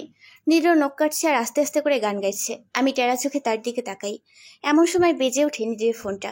নিদ্র বেশ বিরক্ত হয়ে ফোনটা তুলে নিয়ে কড়া গলায় বলে, হ্যালো, কে বলছেন? ওপাশ থেকে কি বলে কিছুই শুনতে পারি না আমি। নিদ্র এবার আমার পাটা নামিয়ে রেখে উঠে দাঁড়ায়। আমি এবার সরাসরি তাকাই তার দিকে। নিদ্র রুমে হাঁটতে হাঁটতে বলে, ওকে, আমরা কালই রওনা দিব। 5টার টিকিট ম্যানেজ করো তুমি। এই বলে নিদ্র ফোন কেটে দিয়ে আমার দিকে তাকায়। আমি তার দিকে ভ্রু কুচকে তাকিয়ে বলি, এত রাতে কাকে টিকিট কাটতে বললেন? নিদ্র পুনরায় আমার নখ কাটতে কাটতে বলে, কক্সবাজার যাওয়ার টিকিট কালকেই রওনা দিব, এখন ঘুমাও। এই বলে নিদ্র আমার পাটা নামিয়ে দিয়ে আমার পাশে শুয়ে পড়ে। কিছুক্ষণের মধ্যে আমার চোখে ঘুম চলে আসে। ঘুমিয়ে পড়ি আমি। জানি না নিদ্র কি করছে, ঘুমাচ্ছে নাকি না। পরের দিন সকালবেলা সবাই ব্যস্ত হয়ে পড়ে। নিজের মা আমাকে রেডি করিয়ে দিয়ে চলে যান। নিদ্র আমাকে ধরে নিয়ে যায় গাড়ি অবধি। কালকে মেডিসিন খেয়ে শোয়ার কারণে আজকে একটু হাঁটতে পারছি। এক এক করে সবাই বসে পড়ে গাড়িতে। গাড়ি চলতে শুরু করে। গাড়ি যত এগোচ্ছে তত আমার মনের মধ্যে ভয় বাড়ছে। ডিভোর্সটা তাহলে সত্যি হচ্ছে? গাড়ি যত এগোচ্ছে ততই বুকের ভেতরে ভয়টা প্রখর হচ্ছে। নিদ্র এক মনে ড্রাইভ করে চলেছে। তার পাশে বসে আছে তার বাবা। গাড়ির পিছনে আমি আর মা। এক পর্যায়ে আমরা এসে পৌঁছে এয়ারপোর্টে। কিছুক্ষণ পর সেখানে উপস্থিত হয় রুষা। সবাই একসাথে উঠে পড়ি প্লেনের মধ্যে। কিছুক্ষণের মধ্যেই প্লেন রওনা হয় কক্সবাজারের উদ্দেশ্যে। প্লেনে আমার আর নিদ্রের সিটটা পাশাপাশি। আমাদের সামনের সিটটাতে বসে আছে নিদ্রের বাবা মা। আর তার সামনে বসে আছে রুষা ও একটা মেয়ে। মেয়েটাকে আমরা চিনি না কেউই। এক পর্যায়ে নিদ্র আমার দিকে তাকিয়ে বলে, কেমন লাগছে? বাসে আসলে সম্পূর্ণ একদিন লাগতো, আবার কষ্ট বেশি, তাই প্লেনের টিকিট কাটছি। টাকা যাক, কিন্তু কষ্টটা কম হবে, ভালো না? আমি শুধু মাথা নাড়িয়ে হ্যাঁ বলি, মুখে কোনো কথা বলি না। সত্যি বলতে খুব খারাপ লাগছে আমার। মাথাটা ব্যথা করছে প্রচুর পরিমাণে। মনের মধ্যে এক অজানা ভয় কাজ করছে। আমি নিদ্রের দিকে না তাকিয়ে বলি, ডিভোর্সের পর কি আমাকে সেখানেই রেখে চলে আসবেন, নাকি আপনাদের সঙ্গে নিয়ে এসে পাঠিয়ে দেবেন? নিদ্র আমার দিকে তাকিয়ে মুচকি এসে বলে, নিয়ে আসবো, তোমার জামা কাপড়গুলো আছে না, সেগুলো নিয়ে পাঠিয়ে দেব।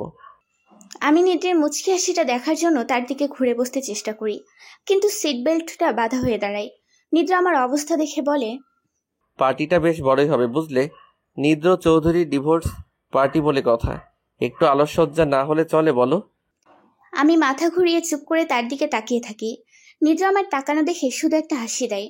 আমি মাথা ঘুরিয়ে সামনের দিকে তাকিয়ে থাকি। দেখতে দেখতে কক্সবাজারে পৌঁছে যাই আমরা।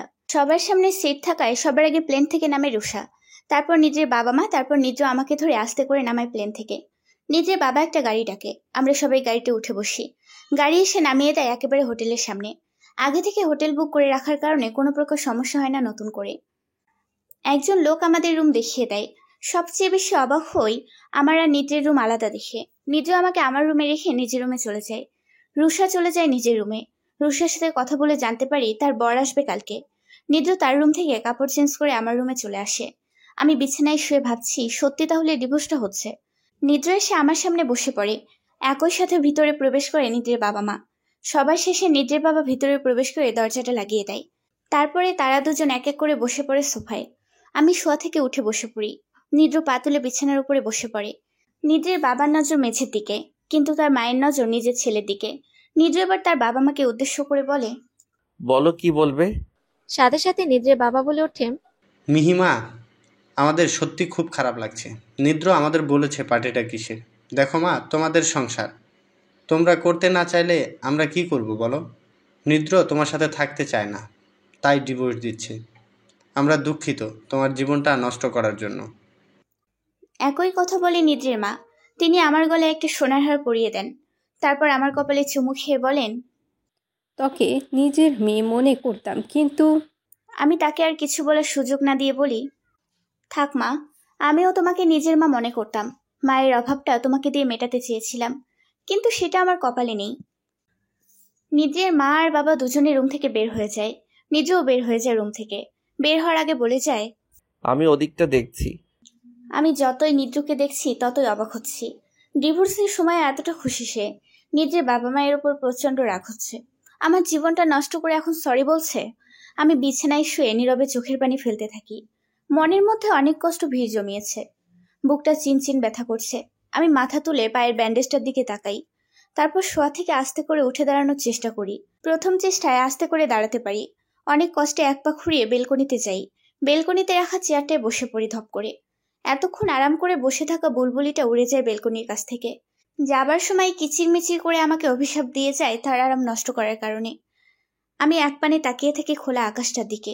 ওপরে নীল আকাশ, নিচে সমুদ্র। হঠাৎ আমার চোখ আটকে যায় একটা জায়গায়।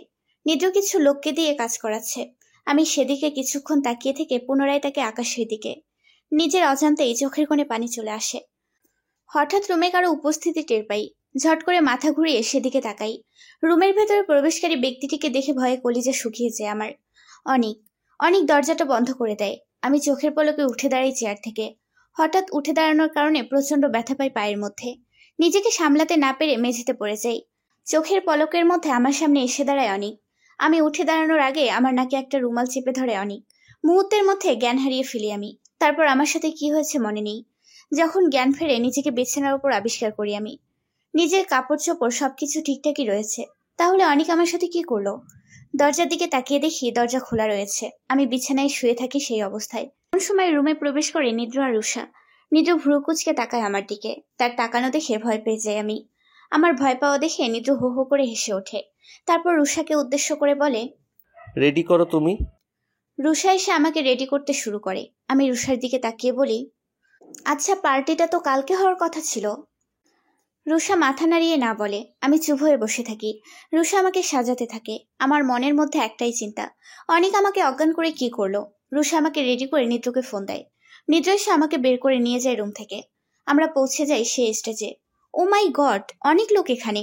এত লোক আমি স্বপ্নেও আশা করিনি। নিদ্র আমাকে বসিয়ে রেখে মাইকের সামনে দাঁড়ায়। সবার উদ্দেশ্যে বলে, হ্যালো গাইস, আজকের পার্টিটার মূল উদ্দেশ্য হয়তো সবাই জানেন না। সবাইকে বলে রাখছি, আজকের পার্টিটার মূল উদ্দেশ্য আমাদের ডিভোর্স। নিদ্র এই কথাটা বলার সাথে সাথে উপস্থিত সব মানুষই অবাক হয়ে নিদ্রের দিকে তাকায়। নিদ্র সবার সামনে তাকানো দেখে মুচকি হেসে বলে, সবাই অবাক হচ্ছেন এই ভেবে বিবাহের জন্য পার্টি হয়, বাচ্চার ভাত মুখে পার্টি হয়, কিন্তু ডিভোর্সের জন্য পার্টি। Divorce party. আজকের এই পার্টিটার মধ্য দিয়ে ইতিহাসে স্বর্ণাক্ষরে নাম লেখাবো আমি। বড় বড় করে লেখা থাকবে নিদ্র চৌধুরীর নাম। নিদ্রের কথা শুনে এখন তাকে সম্পূর্ণ পাগল বলে মনে হচ্ছে আমার। শুধু আমার না, স্টেজের নিচে বসে থাকা কিছু মানুষও যে তাকে পাগল ভাবছে সেটা বুঝতে কষ্ট হচ্ছে না আমার। আমি অবাক হয়ে নিদ্রের দিকে তাকাই। নিদ্র আমার দিকে তাকিয়ে বলে, আমি ডিভোর্স পেপারে সাইন করে দিচ্ছি, তারপর তুমি দিবে। আমি কি বলবো উত্তর খুঁজে পাই না। বাবা যে একটা পাগলের সাথে আমার বিয়ে দিয়েছে এটা মানতে কষ্ট হচ্ছে একটু। স্টেজের নিচের মানুষগুলো প্রায় 20 থেকে 21 জন হবে। তারা সবাই আমার দিকে তাকিয়ে আছে। আমি মাথা নাড়িয়ে বলি, ওকে। নিদ্র এবার একটা কাগজ আমার দিকে এগিয়ে দেয়। কাগজটার প্রথমেই বড় বড় করে লেখা আছে ডিভোর্স পেপার। নামটা দেখে আমি রীতিমতো ভরকে যাই। নিজের অজান্তে চোখের কোণে পানি চলে আসে। সাথে মনের মধ্যে বাসা বাঁধে একরাশ সন্দেহ। সন্দেহ। আমি বেশ অবাক হয়ে পেপারটার পাতাগুলো উল্টাতে থাকি আর নিদ্রের দিকে তাকাতে থাকি। নিদ্র আমার দিকে তাকিয়ে মুচকি হাসছে। আমার সন্দেহের কারণ হলো, আমার সামনে আমার অফিস কলিগের ডিভোর্স হয়েছিল এবং সেই পেপারটা আমি দেখেছিলাম। সেখানে এত বড় বড় করে ডিভোর্স শব্দটা লেখা থাকে না। আমি এবার বেশ মনোযোগ সহকারে পেপারগুলো পড়তে থাকি। স্টেজের নিচের মানুষগুলো উৎসুক দৃষ্টিতে তাকিয়ে আছে আমার দিকে। পেপারগুলোতে লেখা আছে ডিভোর্স পেপার। অত্র দ্বারা জনাবা মিহিমা চৌধুরীকে জানানো যাচ্ছে যে আজ থেকে নিদ্র চৌধুরীর সাথে তার সম্পর্ক আরো গভীর হলো।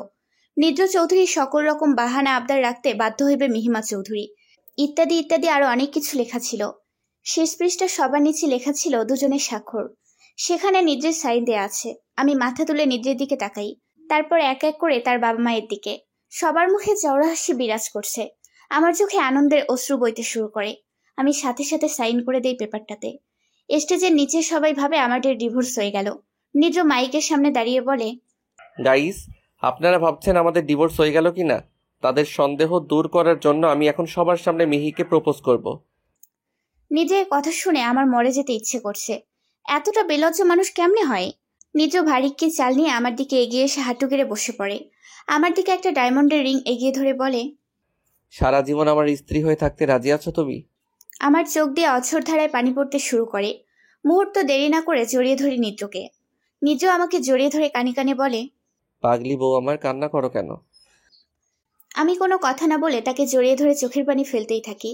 সমুদ্র সৈকতে বেড়াতে আসা অধিকাংশ মানুষের দৃষ্টি আমাদের দিকে। অনেকে তো ছবি তোলা নিয়ে ব্যস্ত। এই মুহূর্তে স্টেজের নিচ থেকে কেউ একজন একটা ব্যাগ ছুঁড়ে মারে আমাদের দিকে।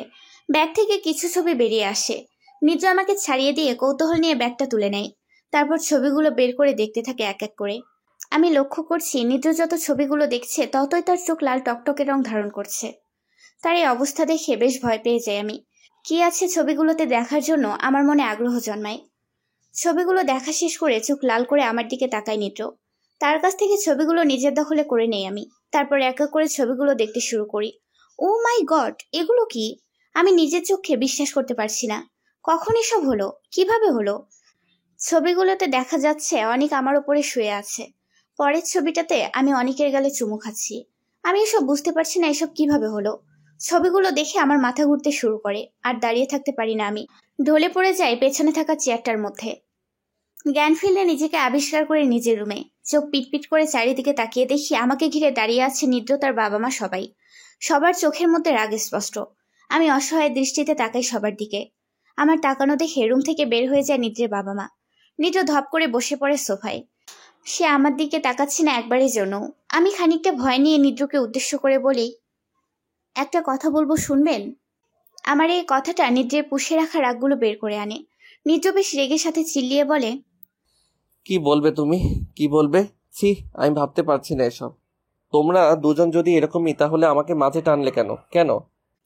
তাকে আর কোনো কথা বলার সুযোগ না দিয়ে আমি উঠে বসে কান্না শুরু করে দেই। আমার কান্না নিদ্রের রাগ হালকা কমিয়ে দেয়। আমি কান্না করতে করতে বলি, আমার কথাটা তো শোনেন।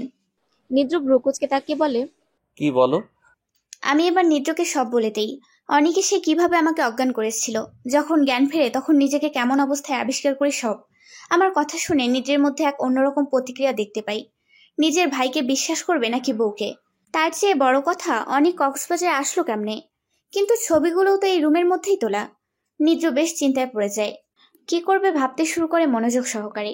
এক পর্যায়ে নিদ্র আমার দিকে তাকিয়ে বলে, তোমার কথা মিথ্যা হলে এবার আর ডিভোর্স থেকে রক্ষা পাবে না। এই বলে নিদ্র সারা রুমটায় কি যেন খুঁজতে থাকে। এক পর্যায়ে তার চোখ আটকে যায় কোণের সিসি ক্যামেরাটার দিকে। সিসিটিভির ফুটেজ চেক করার জন্য বাইরে বের হয়ে যায় নিদ্র। একরাশ চিন্তা নিয়ে রুমের মধ্যে বসে থাকি আমি। এক অজানা ভয় গ্রাস করে রেখেছে আমাকে। ভয়টা এই যে অনেক যদি টাকা খাইয়ে সিসিটিভির ফুটেজ ডিলিট করায়, তাহলে সারা জীবন নিদ্রের পরিবারের চোখে কলঙ্কিনী হয়ে বেঁচে থাকতে হবে। মনে প্রাণে আল্লাহকে ডাকছি যেন সব ঠিক হয়। এদিকে নিদ্র ওপর থেকে নেমে ম্যানেজারের রুমে চলে যায়। ম্যানেজার তাকে দেখে বসতে বলে। নিদ্র ধপ করে চেয়ারের উপর বসে ফস করে মুখ দিয়ে নিঃশ্বাস ছাড়ে। নিদ্রের অবস্থা দেখে ম্যানেজার খানিকটা বিনয়ী গলায় বলে, স্যার, কিভাবে আপনাকে সহযোগিতা করতে পারি? নিদ্র এবার এক দৃষ্টিতে তাকায় ম্যানেজারের দিকে। গোলগাল চেহারা, মাথায় ইয়া বড় একটা টাক, গাল দুটো ফুলকো লুচির মতো। বয়স ৩৯ বা ৪০ হবে। নিদ্রের এইভাবে তাকানোর ব্যাপারটা বেশ অস্বস্তি যোগায় তার মধ্যে। তাই পুনরায় বলে, স্যার, কিভাবে সহায়তা করতে পারি? লোকটা কথায় ঘোর কাটে নিদ্রের। কড়া দৃষ্টিতে লোকটার দিকে তাকিয়ে বলে, আজকের সিসিটিভি ফুটেজটা দেখতে চাই আমি। ২০২ নাম্বার রুমে কে প্রবেশ করেছিল সেটা দেখতে চাই। ম্যানেজার নিদ্রের দিকে তাকিয়ে কম্পিউটারটা অন করে। তারপর চালিয়ে দেয় ২০২ নাম্বার রুমের সামনের ক্যামেরার দৃশ্য। নিদ্র বেশ মনোযোগ দিয়ে দেখতে থাকে সবকিছু। অনেকক্ষণ কেটে যায়, কেউ প্রবেশ করছে না রুমে। নিদ্র বেশ চিন্তিত হয় এই ভেবে যে মিহি কি তাকে মিথ্যে বলল। এই সময় হঠাৎ ক্যামেরায় দেখা যায় একটা মুখ। নিদ্র সাথে সাথে জুম করতে বলে ম্যানেজারকে। ম্যানেজার জুম করলে নিদ্র দেখতে পায় সেটা অনেক। বুঝতে বাকি থাকে না কে সত্য আর মিথ্যা। সে ম্যানেজারকে ধন্যবাদ জানিয়ে বের হয় রুম থেকে। অনেক খুশি লাগছে তার, অনেক নাচতে ইচ্ছে করছে। তবে রাগও হচ্ছে অনেকের প্রতি, প্রচুর রাগ। দেখা হলে তার অবস্থা খারাপ করে দিবে এই প্রতিজ্ঞা নেয় নিদ্র। নিদ্র লিফট দিয়ে না উঠে সিঁড়ি দিয়ে উঠতে শুরু করে। এমন সময় হঠাৎ একটা ভাবনা মাথায় চেপে বসে নিদ্রের। কিন্তু এই ভেবে ভাবনাটাকে বিদায় করার সিদ্ধান্ত নেয় নিদ্র। মিহিকে মিথ্যা বললে সে নিজের ক্ষতি করতে পারে। পরক্ষণে আবার মনে করে চোখে চোখে রাখবো তাকে। শেষ পর্যন্ত নিদ্র সিদ্ধান্ত নেয় মিহিকে মিথ্যা বলবে। আজকের রাতটা, কালকের দিনটা ইগনোর করবে মিহিকে, প্রচুর ইগনোর। পরবর্তী দিনে নিদ্রের জন্মদিন। সেদিন সে মিহিকে মেনে নিবে। সেদিন সম্পূর্ণ নিজের করে নিবে মিহিকে। এসব ভাবতে ভাবতে রুমের দরজার সামনে এসে দাঁড়ায় নিদ্র। আস্তে করে দরজা খুলে ভিতরে প্রবেশ করে সে। তাকে দেখে শোয়া থেকে উঠে বসি আমি। নিদ্র বেশ গম্ভীর মুখ নিয়ে সোফায় বসে পড়ে। তার মুখ দেখে আমার চিন্তা বেড়ে যায় হড়হড় করে। যেখানে কিছুক্ষণ আগে 40% ছিল, সেখানে এখন 140 হয়ে যায়। আমি বেশ ভয় ভয় নিয়ে নিদ্রকে বলি, কি হলো? নিদ্র মাথা তুলে বেশ রাগী দৃষ্টিতে তাকায় আমার দিকে। আমি আরো বেশি ভয় পেয়ে যাই। নিদ্র কড়া গলায় বলে, ছি, আই ডোন্ট বিলিভ দ্যাট যে তুমি এত বাজে। তুমি কেন? তোমরা দুজনই খুব বাজে। যদি তোমাদের প্ল্যান এরকমই তাহলে শুধু শুধু আমার জীবনটা কেন নষ্ট করলে? কেন আমাকে তোমাদের মাঝে এনে কষ্ট দিলে? তার কথা থামিয়ে দিয়ে আমি কথা বলতে ধরলেই সাথে সাথে সে বলে ওঠে, থাক, তোমাকে আর কিছু বলতে হবে না। সিসিটিভিতে আমি দেখেছি কোনটা সত্য কথা আর কোনটা মিথ্যা। ছি, আই হেট ইউ। ডিভোর্সটা হলেই ভালো হতো। এই বলে নিদ্র উঠে ওয়াশরুমে চলে যায়। আমি এক দৃষ্টিতে তাকিয়ে থাকি তার যাওয়ার দিকে। শেষ পর্যন্ত নিদ্র আমাকে ভুল বুঝলো, বিশ্বাস করলো না যে অনেক সত্যি এসেছিল এখানে। বুক ফেটে কান্না আসছে আমার। আমি সাথে সাথে শুয়ে বালিশ চেপে ধরে কান্না করতে শুরু করি। এদিকে যে নিদ্র লুকিয়ে লুকিয়ে আমাকে দেখছে সেদিকে খেয়াল নেই আমার। আমি মুখে বালিশ চাপা দিয়ে একাধারে চোখের পানি ফেলেই চলেছি। নিজেকে খুব একা লাগছে এই মুহূর্তে। কি করব বুঝতে পারছি না আমি। নিদ্র ওয়াশরুম থেকে বের হয়ে পুনরায় সোফায় বসে পড়ে। আমি মাথা ঘুরিয়ে তাকাই তার দিকে। নিদ্র একবার আমার দিকে তাকিয়ে তারপর অন্যদিকে তাকিয়ে বলে, ডিভোর্স হবে এবার। একবার ভুল করেছি, সেই ভুল দ্বিতীয়বার করব না। নিদ্রের কথা শুনে আমি ম্লান হেসে বলি, একবার ডিভোর্সের কথা শুনে অনেক কষ্টে নিজেকে ঠিক রেখেছি, কিন্তু আরেকবার ঠিক রাখতে পারবো না। আমার এই কথাটা শুনে ঝট করে আমার দিকে তাকাই নিদ্র। আমি বুঝতে পারছি না আমি এটা কি করলাম। এটা কেমন কথা বললাম? কি করতে পারবো আমি? আত্মহত্যা? কিন্তু সেটা মহাপাপ। একালে সুখ না পেলেও পরকালে দুঃখ পেতে চাই না আমি। মুখ বুজে সারা জীবন সহ্য করব আমি, তবু আত্মহত্যা করব না। সেদিনের মতো ঘুমিয়ে পড়ি আমি। নিজ কোথায় ঘুমিয়েছে সেটা জানতে পারি না আমি, জানার চেষ্টাও করি না। পরের দিন একটু দেরি করে ঘুম ভাঙে আমার। তাড়াতাড়ি করে উঠে বসি আমি। চারিদিকে তাকিয়ে নিদ্রকে খুঁজতে থাকে আমার চোখ দুটো। পর মুহূর্তে মনে পড়ে কালকের কথাগুলো। মনটা বিষিয়ে খারাপ হয়ে যায় আমার। আস্তে করে উঠে খুঁড়িয়ে খুঁড়িয়ে ওয়াশরুমে যাই। ফ্রেশ হয়ে বের হই একেবারে। বের হয়ে দেখি সোফায় বসে আছে নিদ্র। তাকে উদ্দেশ্য করে বলি, এই হোটেলের কি ছাদ আছে? থাকলে আমাকে একটু পৌঁছে দেবেন? নিদ্র বেশ খানিকক্ষণ আমার দিকে তাকিয়ে বলে, ওকে, আসুন। এই বলে নিদ্র আমাকে নিয়ে আগাতে থাকে। লিফটে করে একেবারে ছাদে উঠে যাই আমরা। অনেক সুন্দর করে সাজানো রয়েছে সবকিছু। ছাদে উঠে নিদ্র আমাকে ছেড়ে দিয়ে অন্যদিকে যায়। আমি আরেক দিকে এগোতে থাকি। এগোতে এগোতে একেবারে কোনায় চলে যাই আমি। আর এক পা আগালে মৃত্যু নির্ঘাত। এমন সময় পেছন থেকে কেউ একজন টান দেয় আমাকে। কিছু বুঝে ওঠার আগেই পরপর 2টা থাপ্পড় পড়ে আমার গালে। ব্যক্তিটার দিকে তাকিয়ে চমকে উঠি আমি। নিদ্র। নিদ্র সাথে সাথে আমাকে বুকে জড়িয়ে নেয়। সাথে বলতে শুরু করে, আত্মহত্যা করতে যাচ্ছিলে কেন? আমি তোমাকে ভালোবাসি। তুমি চলে গেলে কাকে ভালোবাসবো বলো? আমি কিছু বুঝতে না পেরে মাথা তুলে বলি, মানে? এবার নিদ্র আমাকে জড়িয়ে ধরে প্রথম থেকে সব কাহিনী বলতে শুরু করে, কিভাবে অভিনয় করেছে সেটাও। সবশেষে আমি তাকে বলি, আপনি একজন বিরাট অভিনেতা মিস্টার নিদ্র, এটা কি আপনি জানেন? নিদ্র আমাকে জড়িয়ে ধরে বলে, দেখতে হবে না কার বর। আমি আবার নিদ্রকে জড়িয়ে ধরে বলি, আমি আজ চলে গেলে কেমন হতো? নিদ্র আমার ঠোঁটের কাছে নিজের ঠোঁট নিয়ে এসে বলে, চলে যাবে? যেতে দিলে তো। চাইলে যেতে পারবে না, কারণ তুমি যে আবদ্ধ আমার মধ্যে, আমি আবদ্ধ তোমার মধ্যে। এই বাঁধন কখনো ভঙ্গুর নয়। সারা জীবন দুজন দুজনের মধ্যে আবদ্ধ থাকবো। এই বলে ঠোঁটের সাথে ঠোঁট মিলিয়ে দেয় নিদ্র। সমাপ্ত।